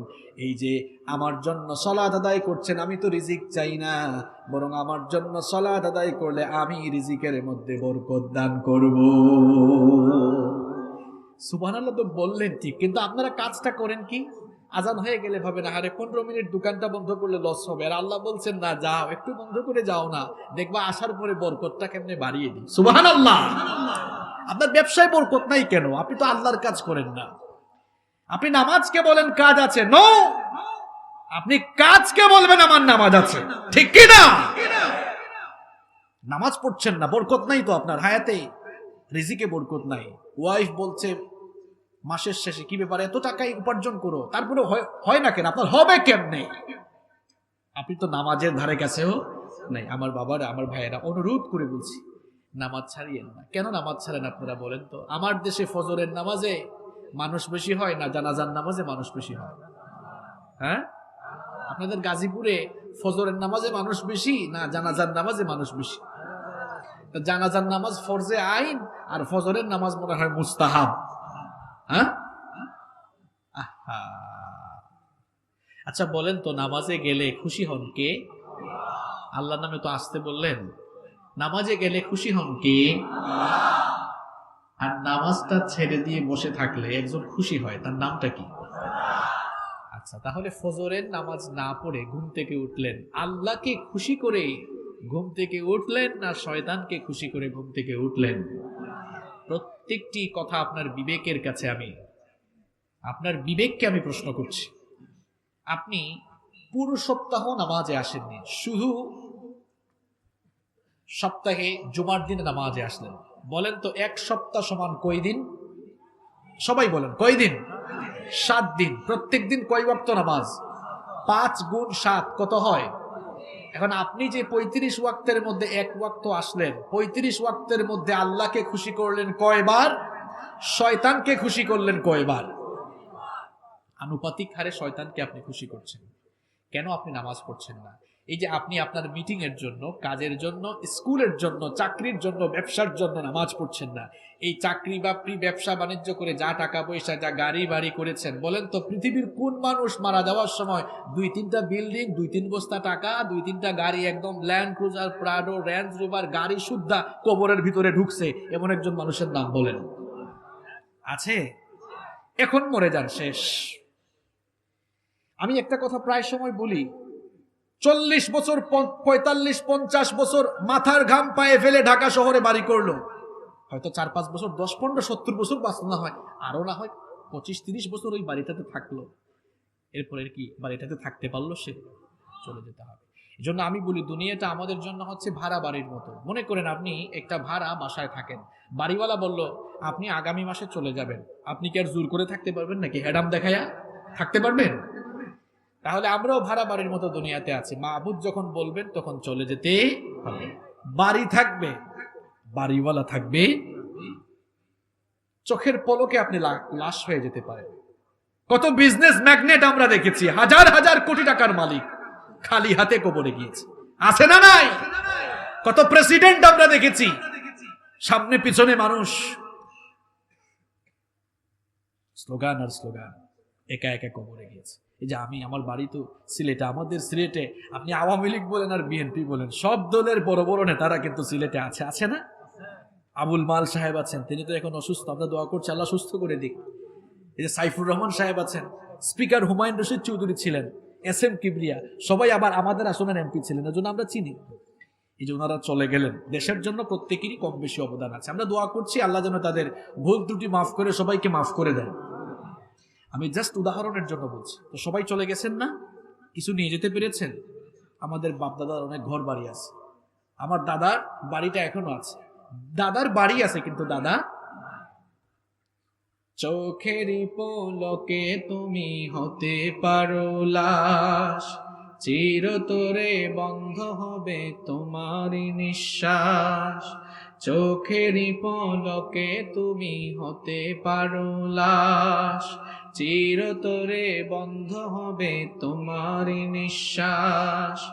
হবে এলাম তোমারই নাম মসজিদের মাইকে, বাড়িওয়ালা নাই রে, বাড়ি নাই রে দুনিয়াতে, বাড়িওয়ালা নাই রে, বাড়ি নাই রে দুনিয়াতে, বাড়িওয়ালা নাই রে, বাড়ি নাই রে দুনিয়াতে, বাড়িওয়ালা নাই রে, বাড়ি নাই রে দুনিয়াতে। গাড়ি বাড়ি মিল ফ্যাক্টরি টাকার পাহাড়, বিলাসিতায় কেটেছে জনম কত অহংকার। গাড়ি বাড়ি মিল ফ্যাক্টরি টাকার পাহাড়, বিলাসিতায় কেটেছে জনম কত অহংকার। দামি কাপড় ছেড়ে হবে, দামি কাপড় ছেড়ে হবে সাদা কাফন পরিতে, বাড়িওয়ালা নাই রে, বাড়ি নাই রে দুনিয়াতে, বাড়িওয়ালা নাই রে, বাড়ি নাই রে দুনিয়াতে, বাড়িওয়ালা নাই রে, বাড়ি নাই রে দুনিয়াতে, বাড়িওয়ালা নাই রে, বাড়ি নাই রে দুনিয়াতে। এই যে আমাদের চারপাশে এত মানুষ, যাদের সাথে আমরা ব্যবসা করছি, চলাফেরা করছি, মিটিং করছি, তোমার সাথে থাক যাদের সাথে চলতে তুমি থাকতে দিবানিশি, যাদের সাথে চলতে তুমি থাকতে দিবানিশি, জানা যায় শরীক হবে তোমার প্রতিবেশী, যাদের সাথে চলতে তুমি থাকতে দিবানিশি, জানা যায় শরীক হবে তোমার প্রতিবেশী। স্বজনেরা নিয়ে যাবে, স্বজনেরা নিয়ে যাবে তোমাকে পালকিতে, বাড়িওয়ালা নাই রে, বাড়ি নাই রে দুনিয়াতে, বাড়িওয়ালা নাই রে, বাড়ি নাই রে দুনিয়াতে, বাড়িওয়ালা নাই রে, বাড়ি নাই রে দুনিয়াতে, বাড়িওয়ালা নাই রে, বাড়ি নাই রে দুনিয়াতে। বাড়ি থাকবে, বাড়িওয়ালা থাকবে। যদি অন্তরে লোভ ঢুকে যায়, দুনিয়ার আসক্তি বেড়ে যায়, দুইটা কাজ করবেন। কয়টা কাজ? কবরস্থান ভিজিট করবেন আর হাসপাতালের আইসিইউতে যাবেন। এই দুটো জায়গায় দিয়ে দেখবেন, কবরস্থানে গেলে দেখবেন আপনার পূর্বে যারা ছিল সব কবরে। দুনিয়ার আসক্তি যদি বেড়ে যায়, হসপিটাল ভিজিট করে দেখেন, আইসিইউতে বাঁচার জন্য হাজারি করছে। আপনি ফিদ দুনিয়া না হয়ে ফিল্লাহ লিল্লাহ হয়ে যান, আল্লাহর জন্য হয়ে যান, আল্লাহ আপনার হয়ে যাবে ইনশাআল্লাহ। নামাজ, নামাজ, নামাজ। নবীজি দুনিয়া থেকে চলে যাচ্ছেন, বললেন আসসালাত আসসালাত, আমার উম্মতরা নামাজ নামাজ নামাজ নামাজ নামাজ। আপনার ফজর ঘুমে যায়, জোহর কাজে যায়। এজন্য আমার জাতীয় কবি কাজী নজরুল ইসলাম সুন্দর করে বলেছেন, ঘুমাইয়া কাজা করেছ ফজর, তখনও জাগনি যখন জোহর, হেলায় খেলায় কেটেছে আসর, মাগরিবের ওই শুনিয়া যান, এখনো জামাতে হওরে শামিল, এখনো এর সাথে আছে স্থান, বাজিছে দামামা বাদ্রে আমামা, শির উঁচু করে মুসলমান, দাওয়াত এসেছে নয়া জামানার, ভাঙা কেল্লায় উড়ে নিশান। আল্লাহু আকবার। আমি কাজী নজরুলকে প্রচন্ড ভয়াবহ রকমের ভালোবাসি। এত চমৎকার চমৎকার লেখনী তার রয়েছে। নবীজিকে নিয়ে তো এত সুন্দর সুন্দর গজল লিখেছে। লোকটার ভেতরে যে আল্লাহ ভীতি ছিল তার লেখাতেই প্রমাণ পাওয়া যায়। আবার মারা যাওয়ার আগে বলেও গিয়েছে কবরটা যেন মসজিদের পাশে হয়, আছে না নাই? মসজিদেরই পাশে আমায় কবর দিও ভাই, যেন গুরে হতেও মুয়াজ্জিনের আযান শুনতে পাই, মসজিদেরই পাশে আমায় কবর দিও ভাই। মসজিদের পাশে কবরস্থান আছে না নাই? আমরাও দোয়া করছি, আল্লাহ এই কলিজার টুকরা কবিকে মাফ করো আর তাকে জান্নাতুল ফেরদাউস নসিব করো। সম্মানিত ভাইরা, কষ্ট হচ্ছে না তো আপনাদের? 20-25 মিনিট থাকা যাবে তো ইনশাআল্লাহ? আচ্ছা, তাহলে জীবনে আমরা বরকত পাবো আমরা যদি নামাজি হয়ে যাই। আমরা নামাজি হব তো ইনশাআল্লাহ? 5 ওয়াক্ত নামাজ পড়বো তো? আমার যুবক ভাইরা, তোমরা নামাজে আসো না। তোমাদেরকে নামাজের কথা বললে তোমরা বলো হুজুর টাইম হয় না, দেখেন না এখনো দাড়ি টাড়ি ছোট, চুল কালো, এগুলো একটু সাদা হোক তারপরে। আরে ভাই, তোমার মতো কত মানুষ, এই যে করোনা ভাইরাস এক ভয়াবহ গজব পৃথিবীর উপর দিয়ে গেল, কত যুবক চলে গিয়েছে, কত যুবক চলে গিয়েছে, আমার বয়সী, আমার চেয়ে কম বয়সী অনেকে চলে গিয়েছে। না জানি আমিও কখন চলে যাই। আমার যুবক ভাইরা, পৃথিবীতে আসার সিরিয়াল আছে, যাওয়ার কোনো সিরিয়াল নাই। আমরা এমনও দেখেছি 2 ভাই 3 বোন, সবার ছোট, সে এসেছে দুনিয়ায় সবার শেষে, কিন্তু আল্লাহর সিদ্ধান্ত সে চলে গেছে সবার। There is no serial of death, মৃত্যুর কোনো সিরিয়াল নেই। আমরা এমন চিত্র মাঝে মাঝে দেখি, নাতির লাশ দাদা কবরে শোয়ায়, ছেলে মেয়ের লাশ বাবা কবরে শোয়ায়, এরকম আছে না নাই? এটা শয়তানের পজিটিভ ধোঁকা। প্লিজ ভাই, শয়তানের পজিটিভ ধোঁকায় আমরা পড়বো না ইনশাআল্লাহ। আমরা নামাজি হয়ে যাবো তো ইনশাআল্লাহ? আল্লাহ তৌফিক দান করেন। নাম্বার 4, জীবনে বরকত পেতে হলে এই বরকতের কিতাব কোথায় গেল? এই যে এই বরকতের কিতাব, এই কিতাবটার নাম কি? সবাই জবান খুলে বলেন তো। জীবনে বরকত চান, এই কোরআনের সাথে সম্পর্ক বাড়ান। এই কিতাবটা বরকতময়, এটা আমি বলি নাই, বলেছেন কে? কোরআনুল কারীমের 6 নম্বর সূরা, সূরাতুল আনআমের 155 নম্বর আয়াতে রব্বুল আলামিন বলছেন, وَهَذَا كِتَابٌ أَنزَلْنَاهُ مُبَارَكٌ فَاتَّبِعُوهُ وَاتَّقُوا لَعَلَّكُمْ تُرْحَمُونَ। আল্লাহ তাআলা বলছেন, ও আমার হাবিব, এই কিতাব আমি আপনার জন্য বরকতময় করে নাজিল করেছি। যারা জীবনে বরকত পেতে চায় তারা যেন এই কিতাবের অনুসরণ করে, এই কিতাবটাকে তারা যেন মেনে চলে। আবার কোরআনুল কারীমের 38 নম্বর সূরা, সূরাতুস সাদের 29 নম্বর আয়াতে রব্বুল আলামিন আরো সুন্দর করে বললেন, কিতাবুন আনজালনাহু ইলাইকা মুবারাকুন লিয়াদাব্বারু আয়াতিহি ওয়া লিয়াতাযাক্কারা উলুল আলবাব। আল্লাহ তাআলা বলছেন, ও নবী, এই কিতাবকে আমি আপনার কাছে বরকতময় করে নাজিল করেছি যেন তারা এই কিতাবটাকে অনুধাবন করে, হৃদয়ঙ্গম করে, এই কিতাব দিয়ে তারা যেন জীবনটাকে পরিচালিত করে। আমরা যদি এই কিতাবের সঙ্গে সম্পর্ক বাড়াতে পারি, তাহলে আমার আপনার জীবনটাকে বরকত দিয়ে যিনি ভরে দিবেন তিনি কে? এই কোরআনের বরকত আমি আপনাকে একেবারে সংক্ষেপে বুঝায় দেই। কয়েকটা প্রশ্ন করব, সবাই একটু জবাব দেন তো দেখি। বছরের মধ্যে মাস আছে কয়টা?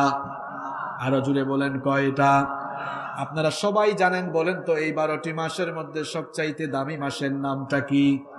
এখন প্রশ্ন হলো, ওই রমাদানের মাসটা কিসের বরকতে সবচাইতে দামি মাস হলো?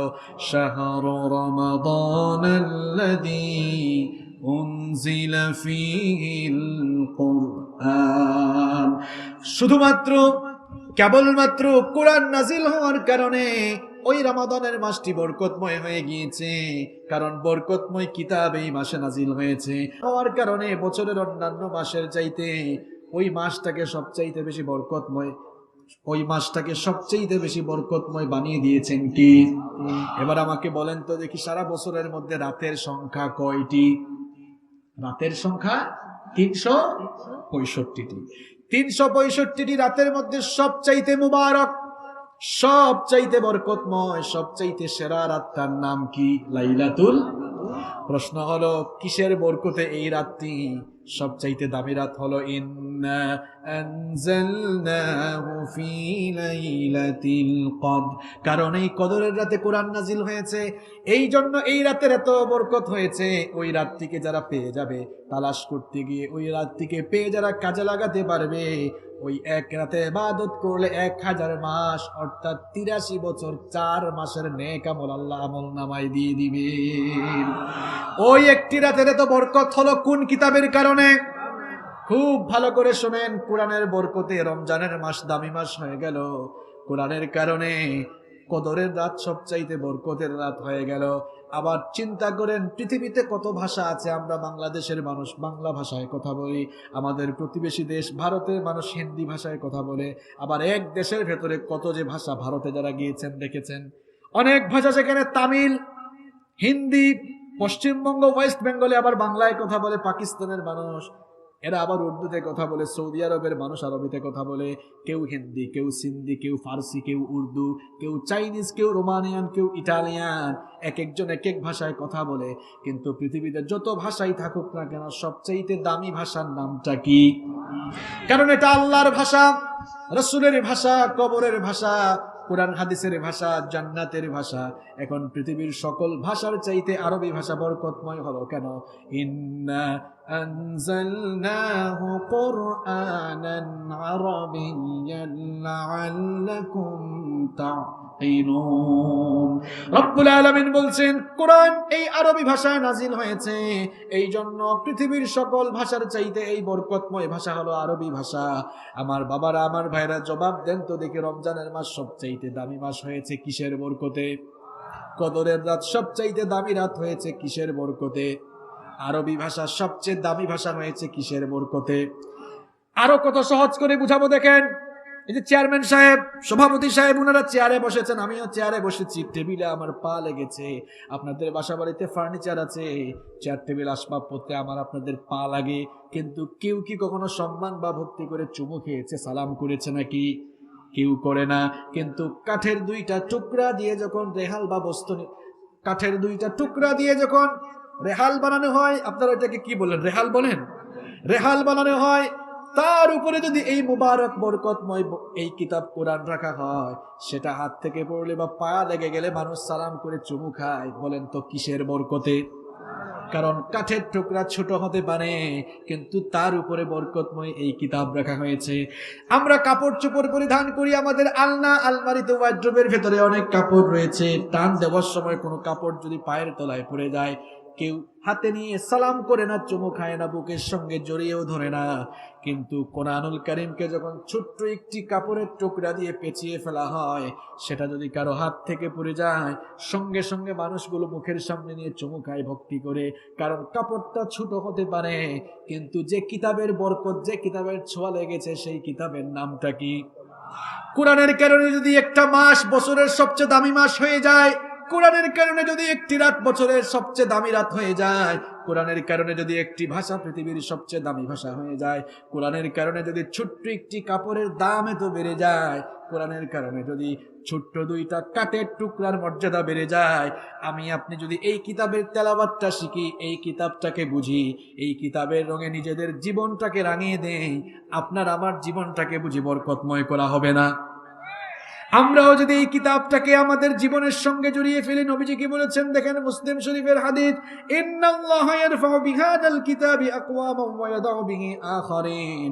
আল্লাহ নবী বলেছেন এই কিতাবের মাধ্যমে আল্লাহ বান্দাকে উপরে তুলেন, আবার এই কিতাবকে যারা অমান্য করে, কিতাব থেকে যারা মুখ ফিরিয়ে নেয়, এই কোরআনের সাথে যারা ষড়যন্ত্র বিদ্রোহ করে, কোরআনওয়ালা লোকদের সাথে যারা ষড়যন্ত্র করে, আল্লাহ তাদেরকে বেইজ্জত করে নিচে নামায়া দেন। আবু লাহাব, আবু জাহাল, উতবা, শাইবা কোরআনের বন্ধু না কোরআনের শত্রু? এদের পরিণতি ভালো হয়েছে নাকি অত্যন্ত খারাপ হয়েছে? কোরআনের সঙ্গে দুশমনী করার কারণে রব্বুল আলামিন তাদেরকে ধ্বংস করে দিয়েছেন। আবার দেখেন ওমর ইবনুল খাত্তাব কাফের ছিলেন, ইসলাম গ্রহণ করে যখন কোরআনের টাচ, কোরআনের সংস্পর্শ পেয়ে গেলেন, তখন জান্নাতের সার্টিফিকেট পেয়ে দুনিয়া থেকেই তিনি বিদায় হলেন।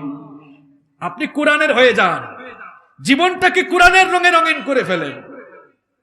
এসো কোরআনের ছায়া তোলে সমবেত হই, এসো আল্লাহ রাসূলের অনুগত হই, এসো কোরআনের ছায়া তোলে সমবেত হই, এসো আল্লাহ রাসূলের অনুগত হই, এসো কোরআনের ছায়া তোলে সমবেত হই। বলেন আমিন। সম্মানিত ভাইয়েরা, তাহলে এই বরকত পেতে হলে কোরআনের সঙ্গে সম্পর্ক বাড়াতে হবে। আর কোরআনের সঙ্গে সম্পর্ক বাড়াবেন কেমনে? এই কিতাব শিখবেন। এখনো অনেকে তেলাওয়াত পারে না, কোরআন পড়তে পারে না। বাচ্চাকে ইংরেজি শিখিয়েছে, ইংরেজি অবশ্যই শেখাবেন। সেই ইংরেজি না শিখলে ইন্টারন্যাশনালি দাওয়াতি কাজ কেমনে করবে? ইংরেজি শিখাবেন, কিন্তু সবার আগে কোরআনটা শেখাতে হবে। আপনার বাচ্চা কত সুন্দর প্রমিত বাংলায় কথা বলে, তার প্রনাউন্সিয়েশন একেবারে ব্রিটিশদের মতো কত সুন্দর করে কথা বলে, কিন্তু এখনো কোরআনটা পড়তে পারে না। সন্তানকে কোরআন শেখাবেন, তাহলে সন্তানের জীবনে বরকত দিবেন কে? কষ্ট হচ্ছে আপনাদের?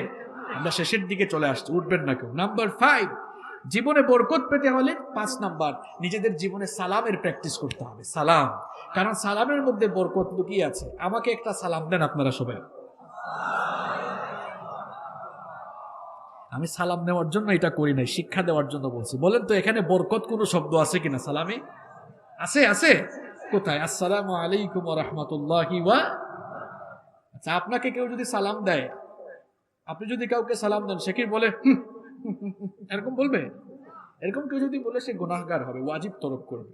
আমরা সালাম এখন দেই না, আমরা বলি হাই, হেই, হ্যালো, আছে। এগুলো কি? ওয়েস্টার্ন কালচার আমাদের মধ্যে অনুপ্রবেশ করে আমাদের সমাজ বিনষ্ট করে ফেলছে। আমরা বলি হাই, গুড মর্নিং। এখন ব্যাপারটা হয়েছে এমন, সে সকালবেলায় বউয়ের সঙ্গে ঝগড়া করে বের হয়েছে, উঠছে রাগ, এই এদিকে আয়, তোর কানের পাশে বেটা থাপ্পড় লাগাবো। এটা তো ব্যাড মর্নিং আমার জন্য, গুড মর্নিং না। কিন্তু তার মন যতই খারাপ হোক, মুড যতই নষ্ট থাকুক, আপনি যদি সালাম দেন, রাগ করবে? কারণ সালাম মানেই তো দোয়া। এটার অর্থ কি? তোমার উপর শান্তি, রহমত, বরকত নাজিল হোক।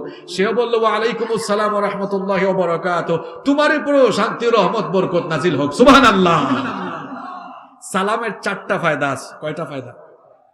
সবাই তো বললেন না, কয়টা লাভ? আরে বাপ রে বাপ, কেমন সওয়াব আপনি দেখেন। এই কথা হয়তো আপনারা আগে জীবনেও শুনেন নাই, এখন যেগুলা বলবো হয়তো জীবনে কোনোদিন শুনেন নাই।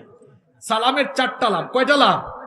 এটা যারা বুঝবে, খালি সালাম দিবে সারাদিন, এত লাভ। সালাম দিলে তো মানুষের লাভ না, আপনার লাভ। আপনি সালাম দেন না কেন? লাভটা তো আপনার। 4টা বিশেষ লাভ। কয়টা লাভ? হ্যাঁ, আসেন কোথায় লাভ। 1 নাম্বার, সালামের মাধ্যমে দোয়া বিনিময় হয়। আপনিও তাকে দোয়া করলেন, সেও আপনাকে দোয়া করলেন। ভাববেন হুজুর দোয়ার দরকার নাই, নগদ কি আছে বলেন? নগদ আছে, কিন্তু দোয়াও দরকার আছে। দোয়া দরকার আছে না? আছে। সালামের মাধ্যমে 2 নাম্বার লাভটা হচ্ছে, সালামের মাধ্যমে অবারিত নেকি হাসিল করা যায়। সুবহানাল্লাহ। কেমনে অবারিত নেকি হাসিল করা যায়? কেউ যদি বলে আসসালামু আলাইকুম, নবীজি বলেন এতটুকু বলে সালাম দিলে ফেরেশতা 10টা নেকি আমলনামায় লিখে। কেউ যদি সালামটাকে আরেকটু বাড়িয়ে বলে আসসালামু আলাইকুম ওয়া রাহমাতুল্লাহ, ফেরেশতা আমলনামায় 20টি নেকি লিখে। কেউ যদি কষ্ট করে সালামটা আরেকটু বাড়ায়, আসসালামু আলাইকুম ওয়া রাহমাতুল্লাহি ওয়া বারাকাতুহু, এতটুকু পর্যন্ত বাড়িয়ে সালাম দিলে ফেরেশতা আমলনামায় 30টা নেকি লিখে। ডেইলি 100 জন মানুষকে সালাম দেন। দেখি আপনারা ম্যাথ কেমন বুঝেন। 100 গুণ 30 কত হইল?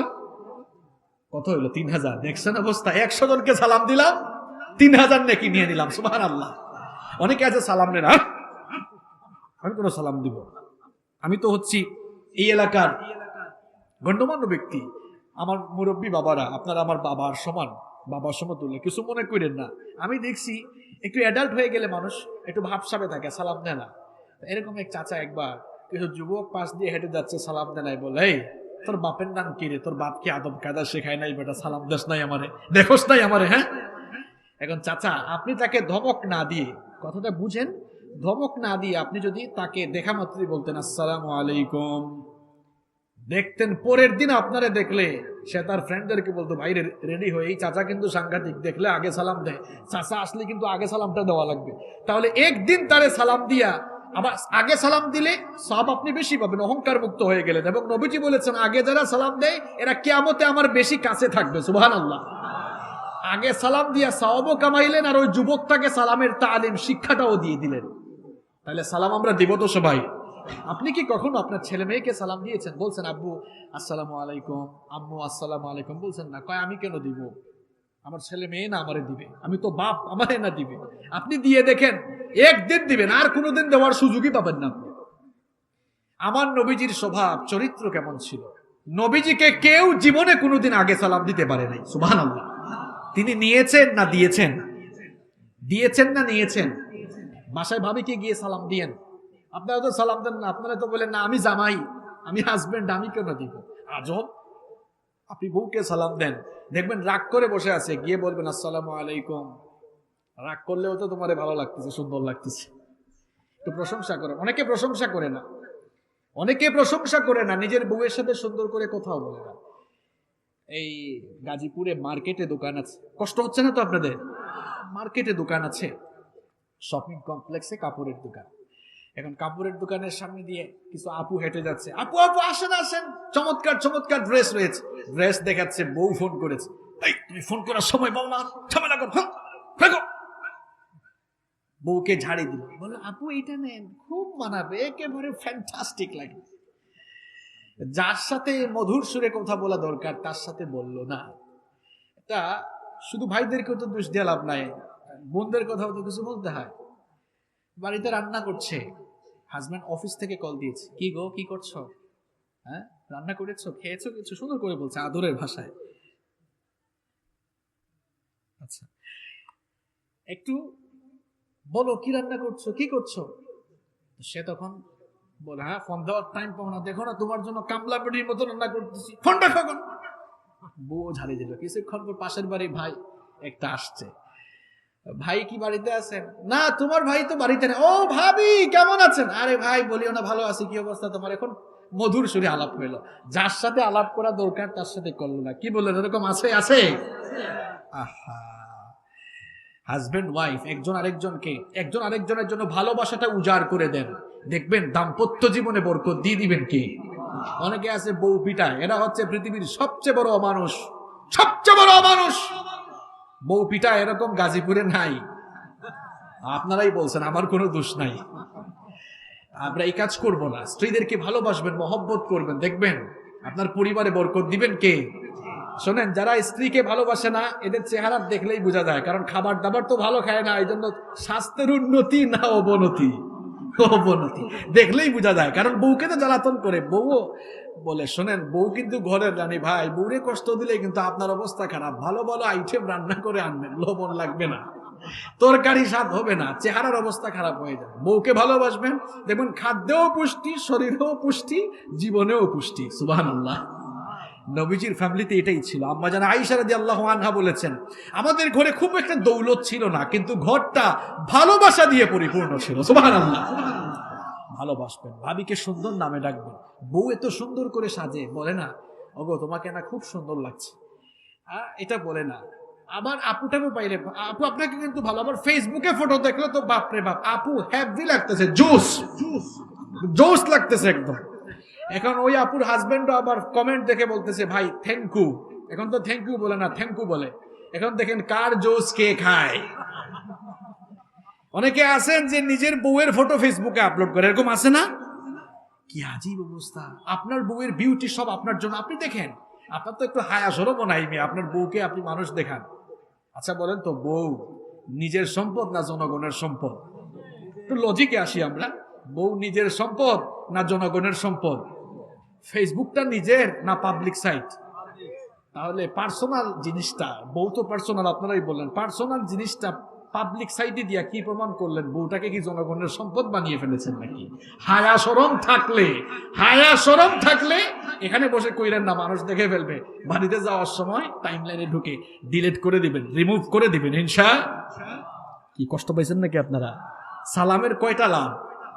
4টা। 1 নাম্বার দোয়া বিনিময়, 2 নাম্বার সওয়াব, আরো বাকি আছে কয়টা? বাকি 2টা তো আরো সাংঘাতিক।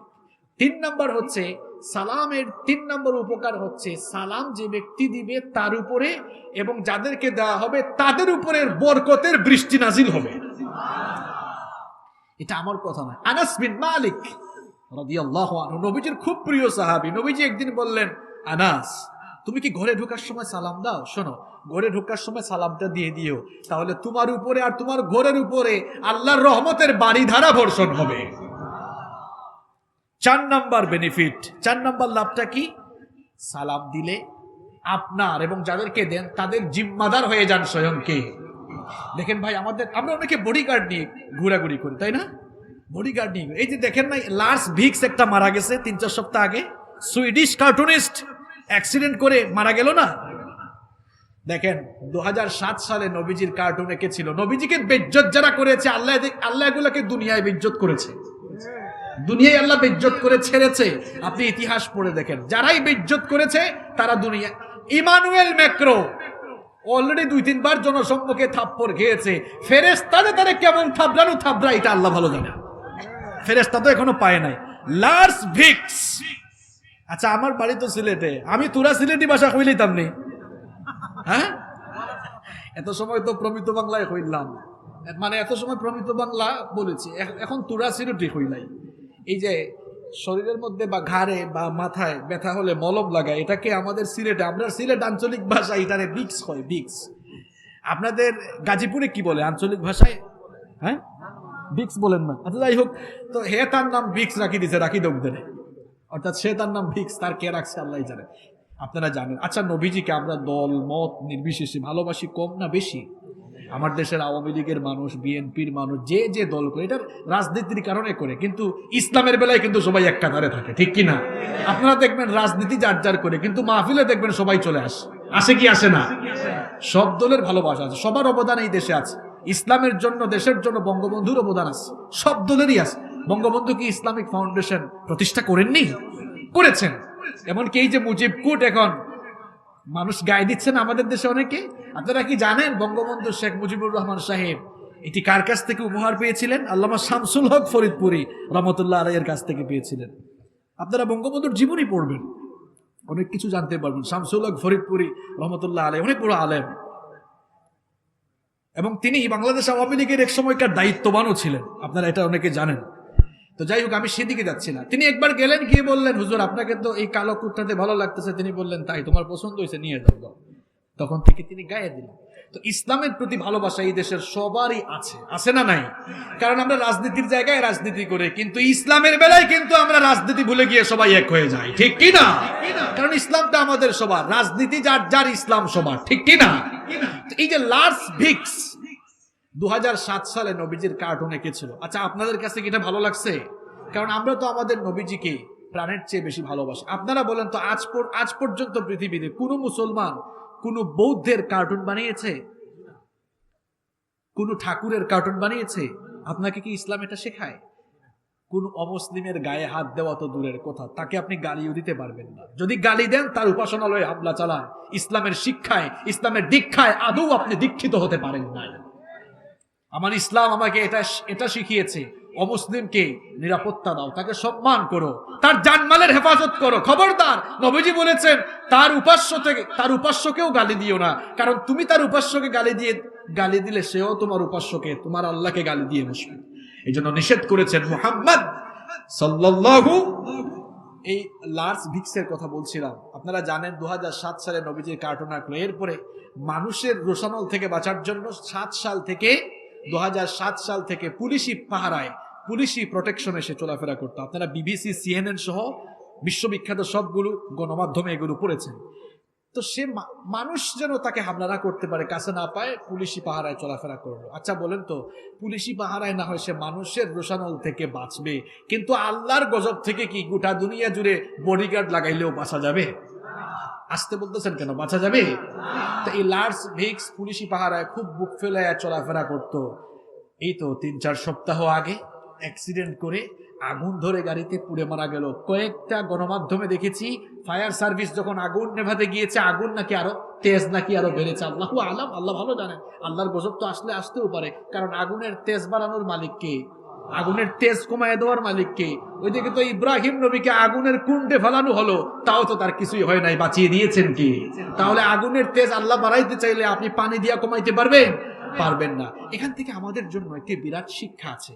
আমরা অনেকে কি করি, অনেক সময় পাহারা পোহারায় থেকে বা আমাদের মন যা চায় তাই আমরা ইসলামের বিরুদ্ধে, কোরআনের বিরুদ্ধে বলে ফেলি, আর আমরা মনে করি আমাদের পায়ে কে, আমি তো খুব প্রোটেকশনের ভিতরে আছি। না, এই লার্জ ভিক্স থেকে শিক্ষা নিতে হবে। হয়তো আমি আমার বডিগার্ড নিয়ে চলাফেরা করে মানুষের হামলা থেকে বাঁচতে পারবো, আল্লাহর কসম আল্লাহর গজব আসলে পৃথিবীর কেউ আপনাকে রক্ষা করতে পারবে না। এজন্য আমরা ভয় করব কাকে? ভয় করব কাকে? সালাম দিবেন তো আপনারা? সালামের কয়টা লাভ? সালাম দিলে জীবনে বরকত আসবে ইনশাআল্লাহ। চলেন একটা ক্লাস টেস্ট হয়ে যাক। আমি তো তাড়াতাড়ি শেষ করতে চেয়েছিলাম, কিন্তু কমিটির আবদারে আরেকটু যদি 10 মিনিট বাড়ে অসুবিধা হবে? অসুবিধা হচ্ছে আপনাদের? আচ্ছা, তাহলে আমি 5টা বলে ফেলেছি। দেখি তো আমাদের এখানে যারা বসেছেন মেমোরাইজিং ক্যাপাসিটি কার কেমন। 1 নাম্বার কি বলেছিলাম? মাশাআল্লাহ, এটা তো অনেক জ্ঞানী গুণী, মনে হয় বিসিএস কেডার এই এলাকায় বেশি, তাই না? আচ্ছা, 2 নাম্বার বলেছি বাসমালা, মানে সকল কথা কাজের শুরুতে কি বলা? বিসমিল্লাহ। আর 3 নাম্বার কি বলেছি? নামাজ। মাশাআল্লাহ। 4 নাম্বার কি বলেছি? কোরআনের সাথে সম্পর্ক বাড়ানো। 5 নাম্বার সালামের প্র্যাকটিস করা। আসেন নাম্বার 6, বাকিগুলো খুব ছোট ছোট, আমি সংক্ষেপে বলবো। নাম্বার 6, 6 নাম্বার মা বাবা। মা বাবা, আত্মীয় স্বজনের সাথে ভালো আচরণ করা। অনেকে আছে এই বাবা আর মা এত কষ্ট করে পড়াশোনা করালো, মানুষ করলো, আর হে ভাই মাকে আপনি চিনেন না? না, আমরা পুরুষ মানুষ, আমরা গর্ভধারণের কষ্ট যন্ত্রণা কখনোই বুঝবো না, কখনোই বুঝবো না। রাতের বেলা এই যে দুনিয়ার মানুষ আরাম করে ঘুমাবে, মা, আমি আপনি যখন মায়ের পেটে ছিলাম মাকে আমরা ঘুমাতে দেই নাই। রাতের বেলা মা যখন বেডে গেলেন ঘুমাবার জন্য, পৃথিবীর মানুষগুলো আরাম করে ঘুমায়, আর মা যখন আমাদেরকে পেটে নিয়ে ঘুমাতে গেলেন, মা যখন গর্ভধারিণী ছিলেন, আমরা যখন মায়ের পেটে ছিলাম, রাতের বেলা হঠাৎ করে আমরা নড়াচড়া শুরু করলাম। নড়াচড়া করার কারণে মায়ের এমন ব্যথা, এমন বেদনা শুরু হলো, মায়ের কলিজা পর্যন্ত ছিঁড়ে যাওয়ার উপক্রম হয়ে গেল। মা তখন চক্ষু থেকে পানি জড়ায়, চক্ষু থেকে পানি ঝরিয়ে বেলকুনিতে হাঁটাহাঁটি করে, বারান্দায় হাঁটাহাঁটি করে, এই যে মা চোখের পানি ফেলে ফেলে কষ্ট করেছেন সেটা আপনি ভুলে গিয়েছেন। এই মা আর বাবাও কত কষ্ট করলো, এত কষ্ট করে রিক্সা চালিয়ে চালিয়ে পড়াশোনা করালো, এত কষ্ট করে উপার্জন করে করে, মানুষের বাড়িতে কাজ করে করে, ক্ষেত খামারে কৃষি খামারে কাজ করে করে, বা এরপরে ছেলেটাকে বিশ্ববিদ্যালয়ে পড়ালো, ছেলেটা মেয়েটা এরপরে যখন বড় অফিসার হয়ে গেল, প্রতিষ্ঠিত হয়ে গেল, মা বাবার কোনো খোঁজ খবর রাখে না। গ্রামের বাড়িতে মা বাবা থাকে, সে ঢাকা শহরে গাজীপুরে থাকে, ঢাকায় থাকে, ফ্ল্যাট করে ফেলেছে, বাড়ি করে ফেলেছে, মা বাবার কোনো খবর রাখে না। এই জন্য ওই কুসন্তানের দেখা যায় জীবনেও কোনো বরকত থাকে না। কেমনে মা বাপকে আপনি ভুলে গেলেন? জীবনে যদি বরকত চান, কল্যাণ চান, সমৃদ্ধি চান, মা বাবার খেদমত করেন, কারণ বরকতের দরজা রয়েছে এখানে। এই যে শীতের দিন এসেছে, আপনার মা বাবা যদি অসুস্থ হয়, মা বাবা বাড়িতে অসুস্থ, আপনি বাজার থেকে যাওয়ার সময় কমলা কিনে নিয়ে যান, কমলার সিজন এখন, বাসায় গিয়ে কমলাটা নিজের হাতে ছুলিয়ে মা কিংবা বাবাকে আদর করে বিছানা থেকে উঠায়া নিজে আপনি এবার মুখে তুলে খাইয়ে দেন। মা বাবা অসুস্থ, এই জন্য একটাবার আপনি গিয়ে খাওয়াইয়া দেন না। ভুলে গেলেন আপনি সেই সময়ের কথা, ছোট্টবেলায় বলতেও পারতেন না, বে বে বলে কান্না করতেন। এই কান্না শুনলেই মা সমস্ত কাজ বন্ধ করে এসে আপনাকে খাওয়াতো। আজ আপনার মা অসহায় হয়ে গিয়েছে, বাবা অসহায় হয়ে গিয়েছে, মুখে তুলে একটু খাওয়াতে পারেন না। ও আমার ভাইয়েরা, আমার যুবক ভাইয়েরা, আপনাদেরকে বলছি শুনেন, মা বাবার মুখে তুলে একটু খাইয়ে দেন। দেখবেন মা বাবা যদি একটু হাসি দিয়ে দেয়, আর ওই হাসিটা যদি আল্লাহর কাছে কবুল হয়ে যায়, আপনার দুনিয়া আর আখিরাতের কল্যাণ হয়ে যাবে। মা বাবার খেদমত করেন। আপনি জান্নাত তালাশের জন্য এদিক ওদিক যান, আর জান্নাত আপনার ঘরে, মায়ের পায়ের তলায় জান্নাত। সুবহানাল্লাহ। এরপরে নিজের ভাই বোন অনেকে আছে, ভাই বোনের খোঁজ খবর রাখে না, ভাইটা অসহায়, বোনটা অসহায়, বোনকে সম্পদ দেয় নাই, ভাই বোনেরও খোঁজ খবর রাখে না। এমন মানুষও আছে না নাই? ভাই বোনকে দেখে না, অসহায় ভাই বোন আত্মীয় স্বজনকে দেখে না। আল্লাহ নবী বলেছেন, আত্মীয়তার সম্পর্ক ছিন্ন যারা করেছে, আল্লাহ তার সঙ্গে সম্পর্ক ছিন্ন করেছে। অনেক নামাজি মানুষ আপনি 10 বার 15 বার 20 বার হজ করে ফেলেছেন, কাবা ঘরে প্রত্যেক বছর যান, তাহাজ্জুদের নামাজ পড়েন, যাকাত করেন, হজ করেন, আপনি যাকাত দেন, হজ করেন, বিরাট দান সদকাও করেন। নবীজি বলেছেন, বহু নামাজি, বহু রোজাদার, বহু হজ করেনেওয়ালা মানুষ কিয়ামতের দিন জাহান্নামে চলে যাবে। সাহাবীরা বললেন, কি কারণে চলে যাবে? লোকটা তো নামাজ পড়েছে, রোজা রেখেছে, হজ করেছে, দান সদকাও করেছে। আল্লাহ নবী বললেন, একটা মাত্র কারণে জাহান্নামে যাবে। যতই নামাজি রোজাদার আর যতই হজ করুক না কেন, দান সদকা করুক না কেন, মা বাবাকে কষ্ট দিলে আর আত্মীয় স্বজনের সাথে খারাপ আচরণ করে জাহান্নামেই যাওয়া লাগবে। একটা হাদিস আপনাদেরকে শোনাচ্ছি, ভালো করে শোনেন। এক মহিলা মারা গেল, সাহাবীরা বললেন, ইয়া রাসূলুল্লাহ, করেন সাল্লাল্লাহু আলাইহি ওয়াসাল্লাম, ওগো আল্লাহর রাসূল, এই মহিলা অনেক নামাজি ছিল, হজ করেছে, যাকাত দিত, অনেক দান সদকা করত, রমজান মাসে রোজা রাখতো, অনেক আমলদার ছিল, কিন্তু তার মুখের ভাষা তার আত্মীয় স্বজনকে কষ্ট দিত। নবীজি সাথে সাথেই বললেন, হিয়া ফিন্নার, যতই নামাজি আর যতই রোজাদার হোক না কেন, তার মুখের ভাষা যেহেতু মানুষকে কষ্ট দিত, এই জন্য সে জাহান্নামে যাবে। আরেক মহিলা মারা গেল, সাহাবীরা বললেন, ওগো আল্লাহর নবী, এই মহিলা বেশি একটা নামাজ রোজা করতে পারে নাই, কিন্তু মহিলার মুখের ভাষা ভালো ছিল, তার আত্মীয় স্বজনকে কষ্ট দিত না, মা বাপকে কষ্ট দিত না। নবীজি বললেন, হিয়া ফিল জান্নাহ, আমল কিছু কম হলেও তার মা বাপ আর আত্মীয় স্বজনের সাথে ভালো আচরণের কারণে আল্লাহ তাকে জান্নাত দিয়ে দিবে। জীবনে বরকত চান? মা বাবা, আবারও বলছি মা বাবা, আবারও বলছি মা বাবা, মা বাবার খেদমত করেন, আত্মীয় স্বজনের খোঁজ খবর রাখেন, জীবনটাকে বরকত দিয়ে ভরে দিবেন কে? নাম্বার 7, 7 নাম্বার হচ্ছে সকাল সকাল ঘুম থেকে উঠে সকাল সকাল কাজে লেগে যাবেন। আমরা সকাল 10টা পর্যন্ত ঘুমাই, আর নবীজি বললেন, আল্লাহর কাছে দোয়া করলেন, আল্লাহুম্মা বারিক লি উম্মতি ফি বুকুরিহা, আমার রব আমার উম্মতে যারা সকালবেলা ঘুম থেকে উঠে কাজ শুরু করে, তাদের কাজে আপনি বরকত দেন। সুবহানাল্লাহ। আপনার কাজে বরকত হয় না, কারণ আপনি দেরি করে ঘুম থেকে উঠেন, সকাল সকাল ঘুম থেকে উঠতে পারেন না। সকাল সকাল ঘুম থেকে উঠবেন, ফজরের নামাজ পড়েই কাজ শুরু করবেন। যুবক আর তরুণদের অবস্থা এখন এমন, ফেসবুকে স্ক্রলিং করতে করতে রাত 2টা 3টা, ঝিমাইতেছে, ঝিমাইয়াও ফেসবুক চালায়। এখন ফোন তার নাকে মুখে পড়ে, তাও সে চালায়। যুবক ছেলে, তার চেহারা সুরতের অবস্থা দেখছেন, এমনি হয়ে গেছে, গাল টাল ভেঙে। এরকম আছে না নাই? কি ব্যাপার, তুমি ইয়াং ছেলে, তোমার চেহারা একটা বিউটি থাকার কথা ছিল, বিচি টিচি বের হয়ে একদম মুখের অবস্থা খারাপ। রাতের বেলা তো তার ঘুম নাই, মাইগ্রেনের প্রবলেম, কম বয়সে মাইগ্রেন প্রবলেম হয়ে গিয়েছে। এরকম আছে না নাই? এরকম আছে না নাই? রাতের বেলা তাড়াতাড়ি ঘুমিয়ে যাও। এই ছাত্র ভাইয়েরা যারা আছো, কলেজে, বিশ্ববিদ্যালয়, ইউনিভার্সিটিতে যারা পড়ো, রাতে ঘুমাও, 10টা 11টায় ঘুমাও, সকালে উঠে পড়াশোনা শুরু করো। আমরা তো সকালবেলা পড়ে কখনো লসে পড়ে নাই। আমার স্টুডেন্ট লাইফের শুরু থেকে শেষ পর্যন্ত A+, শুরু থেকে শেষ পর্যন্ত A+। সকালবেলাকে আমরা গুরুত্ব দিয়েছি। সকালবেলা পড়ে দেখবেন, সারা রাত ঘুমানোর পরে মাথা ফ্রেশ, ব্রেইনটা একদম ফ্রেশ, যা পড়বেন ব্রেইনে সেভ হয়ে যাবে। সকালবেলা পড়াশোনা শুরু করবা। যুবক ভাইরা, ব্যবসায়ী ভাইরা, হয়তো দোকান 9টায় খোলা, কিন্তু তার আগে উঠে যাবেন, প্রস্তুতি নেবেন, ব্যবসায় বরকত দিয়ে দিবেন কে? নামাজও তো পড়েন না অনেকে, ফজরের নামাজ। আচ্ছা, আপনাদের এলাকায় এরকম আছে কিনা, 8টার সময় অফিসে যাওয়া লাগবে, 8টার সময় 9টার সময় গার্মেন্টসে অফিসে যাওয়া লাগবে, ফোনে অ্যালার্ম দেয়, বউকে বলে, এই অগো শুনছো, আমাকে ডেকে দিও, না ডাকলে কিন্তু আবার পরের দিন সাহায্য করে। এখন অ্যালার্ম দিয়ে সে কাজের জন্য উঠতে পারে, কিন্তু ফজরের নামাজের জন্য অ্যালার্ম দিয়ে সে উঠতে পারে না। কি আজীব অবস্থা, আল্লাহ আমাদেরকে হেদায়েত দান করে।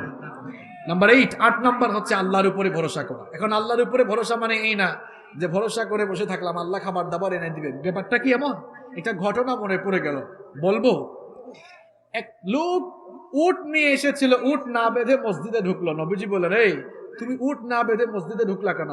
কই, ইয়া রাসূলুল্লাহ সাল্লাল্লাহু, এটা আল্লাহর উপর ভরসা করে আসছি, আল্লাহর উপর ভরসা করে রেখে আসছি। নবীজি বললেন, বের হই মিয়া মসজিদ থেকে, আগে রশি দিয়া উঠ বাঁধো, এরপরে আল্লাহর উপরে ভরসা করো। আপনি কাজ করবেন এবং কাজের পাশাপাশি ভরসা করবেন কার উপরে? নবীজি বলেছেন, তোমরা যদি আল্লাহর উপরে পূর্ণাঙ্গভাবে ভরসা করো, তাহলে পাখিকে তিনি যেমন রিজিক দেন, তেমনি তোমাদেরকে তিনি রিজিক দিবেন। এই যে সকাল বেলায় পাখি তার খাঁচা থেকে বের হয়ে যায় খাবারের নেশায়, পেটটা তার ক্ষুধার্ত থাকে, কিন্তু সন্ধ্যাবেলায় আকাশে সারাদিন ঘুরতে ঘুরতে সন্ধ্যাবেলায় তাকে পেট ভরে তার নিরে বাসায় ফিরাইয়া দেন কি? আল্লাহ বলছেন এইভাবে রিজিক দিব। আপনারা উঠাউঠি করবেন না প্লিজ। নাম্বার 9, কিন্তু শেষ হয়ে যাচ্ছে আমাদের। 9 নাম্বার হচ্ছে, আপনি যদি আপনার জীবনে আয় উপার্জনে বরকত চান, দানের হাতকে প্রসারিত করতে হবে। আস-সাদকাতু তারুব্বুল বালা, সদকা দিলে মুসিবত দূর হয়। আমি এত কথা বলবো না, আমি আবার নগদে বিশ্বাসী। নগদ নগদ আল্লাহ বলেছেন মা নাকাসাত, আল্লাহ রাসূল বলেছেন মা নাকাসাত মিন মাল। শুনেন, নগদ বুঝাচ্ছি আপনাদের, বাকি না ওই যে আবেগ দিয়া ঘটনা মটনা শোনাইয়া এরকম না, নগদ। আজকাল মানুষ নগদ বুঝতে চায়। আল্লাহর নবী বললেন, দান সদকা করলে সম্পদ কমে না বাড়ে। কিন্তু দেখেন তো, আমি উদাহরণ দিচ্ছি, বাড়তেছে না কমতেছে? মনে করেন আমি আমাকে দিয়ে উদাহরণ দিব। আমার দিকে তাকান সবাই, প্রশ্ন করব আমি। আমার হাতে এখন 1 লক্ষ টাকা আছে, এখান থেকে 50,000 টাকা এই মুহূর্তে আমি দান করে যদি দেই, তাহলে আমার টাকা থেকে সম্পদ কমলো না বাড়লো? ভাই আপনাকে দিয়ে উদাহরণ দিচ্ছি না, আমাকে দিয়ে দিচ্ছি, আপনি বলেন, বুঝে থাকলে বলেন। 1 লক্ষ টাকা থেকে 50,000 দান করে দিলাম, তাহলে কমলো না বাড়লো? তো নবী তো বললেন না, দান করলে সম্পদ বাড়ে, আর আমরা দেখতেছি না, আসলে কমে। কথাটা বিপরীত হয়ে গেল না? ওই যে বললাম নগদে বিশ্বাসী আমি, নগদ বুঝাবো কেমনে বাড়ে। জাকাতের অনেক আয়াত, আল্লাহ বলেছেন জাকাত দিলেই সম্পদ বাড়ে। বাড়ে কেমনে? আপনারাই তো বললেন, এই যে আমি 50,000 দিলাম কমে গেল, বাড়ে কেমনে? আপনাদের চোখে আঙ্গুল দিয়ে সরাসরি দেখাবো তো? দেখতে চান? উদাহরণ দিচ্ছি, বুঝেন। উদাহরণটাও নগদ, বাকি না। এই গাজীপুর আপনাদের এলাকায় কোটিপতি আছে? আরে ভাই আপনারা বলেন, আমি তার কাছে চলে যাব না টাকা আনার জন্য, আছে কিনা? একজন কোটিপতি, তার কয়েক লক্ষ টাকা জাকাত আসলো, তাই না? মনে করেন তার গার্মেন্টস আছে, বুঝেন কথা, গার্মেন্টস আছে, গার্মেন্টস ফ্যাক্টরি কয়েকটার মালিক, কোটিপতি। জাকাত আসলো, এই লোকটা যদি আল্লাহকে ভয় করে জাকাত দেয় কয়েক লক্ষ টাকা, তাহলে তার টাকাগুলো কয়েকশো মানুষ পেয়ে গেল, যাদের হাতে আগে টাকা ছিল না। এখন তারা হাতে টাকার পাওয়ার পর তারা কি টাকাকে চাবাই চাবাই খেয়ে ফেলবে, নাকি এই টাকা খরচ করার জন্য বাজারে যাবে? এখন বাজারে কাস্টমার আগের চেয়ে কমলো না বাড়লো? আরে ভাই বলেন, কমলো না বাড়লো? বাজারে যদি কাস্টমার বাড়ে, তাহলে বাজারে পণ্য বাড়াইতে হবে না কমাইতে হবে? পণ্য যদি বাড়াইতে হয়, পণ্য যেখানে উৎপাদন হয়, ইন্ডাস্ট্রি, ফ্যাক্টরি, মিল, কারখানা, গার্মেন্টস, সেখানে উৎপাদন বাড়াইতে হবে না কমাইতে হবে? সেখানে মানুষ আরো চাকরিতে নিয়োগ দেওয়া লাগবে নাকি লাগবে না? এখন যিনি ওই ইন্ডাস্ট্রি, ফ্যাক্টরি মালিক, তিনি মানুষ বাড়াবেন, উৎপাদন বাড়াবেন, তার উৎপাদন বাড়ালে ব্যবসা তার উপরে উঠবে না নিচে নামবে? তাহলে ওই জাকাত দিয়েছিল, কিন্তু ওই ব্যবসায়ী, ওই ইন্ডাস্ট্রিওয়ালাই জাকাত দিয়েছে, দেওয়ার পরে এরা আবার দোকানে গিয়েছে, ব্যবসায় পণ্যের চাহিদা দেখা দিয়েছে, এখন আবার পণ্যের উৎপাদন বেড়েছে, ঘুরে ফিরে দেখা যাচ্ছে মানে কয়েকদিন পরেই, কয়েক মাসের মাথায় ব্যবসা যা ছিল তার আরো উপরে চলে গেছে। নগদ বুঝতে পারছেন? এবার অঙ্ক করে বুঝাই। এই অঙ্কটা আমি করি নাই, অঙ্কটা সরাসরি আল্লাহ কোরআনে করেছেন। সুবহানাল্লাহ পড়েন। রব্বুল আলামিন কোরআনুল কারীমের 2 নম্বর সূরা সূরাতুল বাকারা এর 261 নম্বর আয়াতে বললেন, মাসালুল লাযীনা ইউনফিকুনা আমওয়ালাহুম ফি সাবিলিল্লাহি কামাসালি হাব্বাতিন আনবাতাত 7 সানাবিলা ফি কুল্লি সুমবুলাতিন মিআতু হাব্বা ওয়াল্লাহু ইউদাঈফু লিমান ইয়াশাউ ওয়াল্লাহু ওয়াসিউন আলীম। খুব ভালো করে কান লাগান।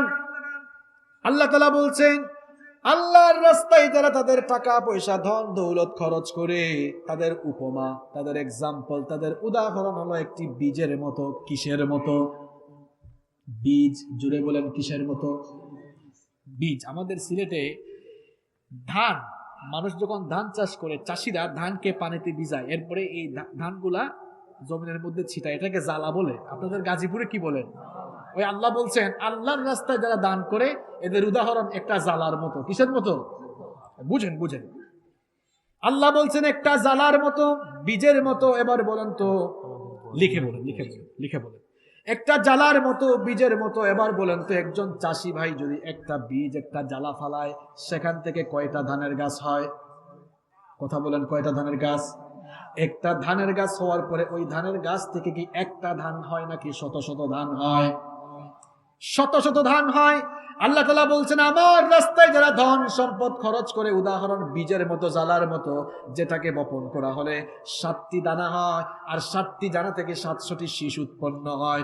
অর্থাৎ আমার রাস্তায় বান্দারে এভাবে তুমি দান করলে এই বীজ বপনের অঙ্কের মতো তোমার ধন সম্পদ 700 গুণ পর্যন্ত আমি বাড়িয়ে দেব। এখন সুবহানাল্লাহ তো বললাম, আমি ওয়াজ করে আমল করি জায়গায়, আমি ওয়াজ করছি, এখন আমি আমার ধন সম্পদ থেকে কিছু ধন সম্পদ এখনই আমি ব্যয় করি। যেহেতু আল্লাহ বলছেন বাড়ে, আপনারাও পকেটে হাত ঢুকান তো, হাত উপরে তুলেন, হাত উপরে তুলেন, একটু নাড়াচাড়া দেন, বলেন আল্লাহু আকবার, নারায়ে তাকবীর। এবার হাতটা মাইন্সের পকেটে না, আপনার পকেটে ঢুকান। কারণ আল্লাহ বলছেন আল্লাহর রাস্তায় নাকি সম্পদ দিলে সম্পদ বাড়ে, তো ওয়াজ করছি, আমল করা দরকার না? ভাইরা ঢুকেন, এটা কোরআনের মাহফিল, এদের অনেক ঘাটতি রয়েছে। আমরা আল্লাহর কোরআনকে ভালোবাসি কম না বেশি? অনেক বেশি। তাহলে নেন নেন, এখানে আসেন একজন ভাই, কমিটির একজন ভাই আছেন, দেখেন আমিও, সবার আগে কিন্তু আমি, এবার আপনারা শরীক হন। একজন ভাইও বাকি থাকবেন না, আমাদের সভাপতি সাহেবও থাকবেন না বাকি, ইনশাআল্লাহ ইনশাআল্লাহ। যাই হোক, আমরা আরো আনন্দিত, কারণ আমাদের আজকের এই মাহফিলের বরেণ্য অতিথি অত্যন্ত প্রিয় মানুষ, সবার ভালোবাসার মানুষ, গাজীপুর সদর মেট্রো থানা শেখ রাসেল জাতীয় শিশু কিশোর পরিষদের সম্মানিত সভাপতি জনাব মোহাম্মদ জাহাঙ্গীর আলম জিকু সাহেব, আপনি তো মাশাআল্লাহ এসে গিয়েছেন। আমরা ওনাকে প্রোগ্রাম থেকে সাধুবাদ জানাচ্ছি এবং দোয়া করছি আল্লাহ তাআলা যেন ওনার ইজ্জত সম্মান আরো বাড়িয়ে দেন। বলেন আমিন। বাবারা কেউ উঠবেন না প্লিজ, আমরা কিন্তু শেষ পর্যায়ে চলে এসেছি, একদম শেষ জায়গায়। তাহলে 9টা বলে ফেলেছি, তাই না? 6 মিনিটে শেষ হয়ে যাবে। নাম্বার 10, 10 নাম্বার হচ্ছে হারাম উপার্জন থেকে বাঁচবো, তাহলে রিজিকের মধ্যে আল্লাহ বরকত দিবেন। 11 নাম্বার হচ্ছে, এরপরে 11 নাম্বার যে কাজটি আমরা করব, সব সময় ইস্তিগফারের সাথে আমরা লেগে থাকবো ইনশাআল্লাহ। এই তো এখানে আমাদের এক প্রিয় ভাই, নাম কি লিখেছেন? ওয়াসিম খান। কত টাকা এটা? 10,000 টাকা দিয়েছেন, মেম্বার প্রার্থী তিনি। মাশাআল্লাহ, আল্লাহ তার সাদাকা কবুল করেন, আমরা বলি আমিন। আচ্ছা, এরপরে আমরা বলছিলাম কয়টা গেল? 11টা, তাই না? 12 নাম্বার হচ্ছে আপনি সব সময় সময়কে যথাযথভাবে কাজে লাগাবেন, সময়ের মূল্যায়ন করবেন। 13 নাম্বার হচ্ছে অল্প তুষ্টে থাকবেন, আল্লাহর শুকরিয়া জানাবেন। এরপরে 14 নাম্বার হচ্ছে বরকতময় সময়গুলোকে তালাশ করে আল্লাহর ইবাদত করবেন। নাম্বার 15 নাম্বার হচ্ছে বরকতের জন্য কার কাছে দোয়া করবেন? আল্লাহর কাছে। তাহলে বরকত দিবেন কে? কেউ উঠবেন না বাবারা, ভাইরা। 2 দিন মাহফিলের শেষ দিন আজকে। আগামী বছর এই মাহফিলের বরকত আপনি আমি পাই কিনা জানি না। আচ্ছা বলেন তো, আগামীকাল রাতে আমি আপনি কবরে থাকা, এটা কি আল্লাহর দ্বারা অসম্ভব? গত রাতে কত মানুষ জীবিত ছিল, আজকে তাদের কবরের প্রথম রাত, আজকে তাদের কবরে প্রথম রাত। আমিও আপনিও চলে যেতে পারি। বাবারা ভাইরা, আল্লাহর ওয়াস্তে বসেন, মুনাজাতটা করে বাড়ি যান। এখানে অনেক আল্লাহওয়ালা মানুষ আসছেন, এমনও হইতে পারে যে আজকে আপনার দোয়াটা কবুল হয়ে যাইতে পারে, গুনাহের পাহাড় হয়তো আল্লাহ ধসিয়ে দিয়ে আল্লাহ আপনাকে মাফ করে দিতে পারেন, ঠিক কি না? এজন্য বসে যান। এখানে অনেকগুলো প্রশ্ন এসেছে, আমি মাহফিলে প্রশ্ন উত্তর পূর্ব করি না, এবং সবগুলো ইখতিলাফি প্রশ্ন। আমি ইখতিলাফকে এড়িয়ে যাওয়ার চেষ্টা করি। উম্মতের ঘরে আগুন লেগেছে, আমি পানি ঢালার চেষ্টা করছি। উম্মতের ঘরে এখন আগুন লাগছে, হয় পানি ঢালেন অথবা চুপ থাকেন, কেরোসিন ঢেলে আর আগুন বাড়াতে যাইয়েন না। এখন আমাদের অবস্থা কি জানেন? হাত এখানে বাঁধবো না এখানে বাঁধবো, দাঁড়াবো না বসবো। ফরজ নিয়ে তো মারামারি নেই, নফলে সফল ডুব। ফরজ নিয়ে তো মারামারি নেই, নফলে সফল ডুব। টুপির আকার আকৃতি নিয়ে গবেষণা হয় খুব। কি আছে এখন? কথা বলেন, আছে আছে? কষ্ট হচ্ছে আপনাদের? আলেমে আলেমে বিভেদ এখন, জালিমে জালিমে দোস্তি। আলেমে আলেমে বিভেদ এখন, জালিমে জালিমে দোস্তি। পথের ঠিকানা জানা নেই কারো, কে কোথায় পাবে স্বস্তি। কে কোথায় পাবে স্বস্তি? সালাতে দুহাত কোথায় বাঁধবে নাভির উপরে বুকে? আমিন বলবে চুপিসারে নাকি সজোরে আওয়াজে ফুকে? ছোট আরো ছোট বিষয় নিয়েও চলছে ভীষণ দ্বন্দ্ব, সব দল ভাবে আমরাই ভালো, অন্যরা কালো মন্দ। ফরজ নিয়ে তো মারামারি নেই, নফলে সফল যুগ। টুপির আকার আকৃতি নিয়ে গবেষণা হয় খুব। কি আজীব অবস্থা! এখন বলে ওইটা ওই দলের টুপি, ওইটা আরেক দলের টুপি। নাউজুবিল্লাহ মিন যালিক। এমন অবস্থা। আর আলেমদের অবস্থা, আল্লাহ আমাদের উপর রহম করুন। খ্যাতির নেশায় আলেমের মন ব্যস্ত, ভীষণ ব্যস্ত। এই সমাজের সব কাজ তাই জালিমের হাতে ন্যস্ত। নিজের হিসাব করে না আলেম, অন্যের কথা ভাবে। বিরোধকারীরা জান্নাতে নাকি জাহান্নামেই যাবে। কাফের ফাসিক লক্ষ ফতোয়া পকেটেই আছে জমা। আল্লাহর কাছে ছাড় আছে, তবু তার কাছে নেই ক্ষমা। হেরার চেরাগে চিনতে পারেনি এখনো আপন পর। জালেমের হাতে চলে গেছে তাই নিজের সাজানো ঘর। হেরার চেরাগে চিনতে পারেনি এখনো আপন পর। জালেমের হাতে চলে গেছে তাই নিজের সাজানো ঘর। সালতানাতের মিনার হারিয়ে আশ্রয় তার বস্তি। জালিমে জালিমে দোস্তি, আলেমে আলেমে বিভেদ, এখন জালিমে জালিমে দোস্তি। পথের ঠিকানা জানা নেই কারো, কে কোথায় পাবে স্বস্তি? কে কোথায় পাবে স্বস্তি? আল্লাহ আমাদেরকে এক বানিয়ে দেন। আসলে হিংসা ভুলে যাই, ভাই ভাই বুকে বুক মিলাই, কে ওয়াহাবি, কে সুন্নি, কে আহলে হাদিস সব ভুলে যান। পরিচয় একটা, আমরা মুসলমান, ঠিক কি না? পরিচয় একটা, আমরা কি? আমি যে 1.5 ঘন্টা বক্তব্য রাখলাম, বিভেদের কোনো বক্তব্য রেখেছি? কাউকে আঘাত করে বলেছি? না। আমরা ঐক্যের আহ্বান করছি, সত্য সুন্দরের দিকে আসেন, আমরা এক হয়ে যাই। আপনি আমার ভাই, কেন আমরা বিভেদ করব? আমরা একটু এক হয়ে যাই। আমরা তো নামাজে এক কাতারে দাঁড়াই, নামাজে এক কাতারে দাঁড়াই না? তাহলে নামাজের বাইরেও আমরা এক কাতারে দাঁড়াবো ইনশাআল্লাহ। এই কমিটির ভাইরা আমাকে কি মেরে ফেলবে নাকি? এতগুলা গজল গাইলাম, তাও সুন্নত নয়, শুধু মোনাজাত করে ফেললে ভালো হবে না? অতিথিরাও এসেছেন, তাদের হয়তো কিছু কথা। তাহলে এটা শেষ ইনশাআল্লাহ, ঠিক আছে? সুন্নাত নয় শুধু দাওয়াতের মেহমান, সুন্নাত নয় শুধু খাওয়া শেষ মধুপান। সুন্নাত নয় শুধু দাওয়াতের মেহমান, সুন্নাত নয় শুধু খাওয়া শেষ মধুপান। আরো কিছু সুন্নাত আছে তুমি জানো কি? জানলেও জীবনে কখনো তা মানো কি? আরো কিছু সুন্নাত আছে তুমি জানো কি? জানলেও জীবনে কখনো তা মানো কি? সুন্নাত শুধু নয় মাজলুম সহায়ক, সুন্নাত ওহুদের জালিমের প্রতিরোধ। সুন্নাত শুধু নয় মেষ চড়াতে যাওয়া, আরো সুন্নাত হলো রাষ্ট্রনায়ক হওয়া। মুহাব্বতে তার সুদিনের সাথী তুমি, দুর্দিনেও তার পাশে থাকো কি?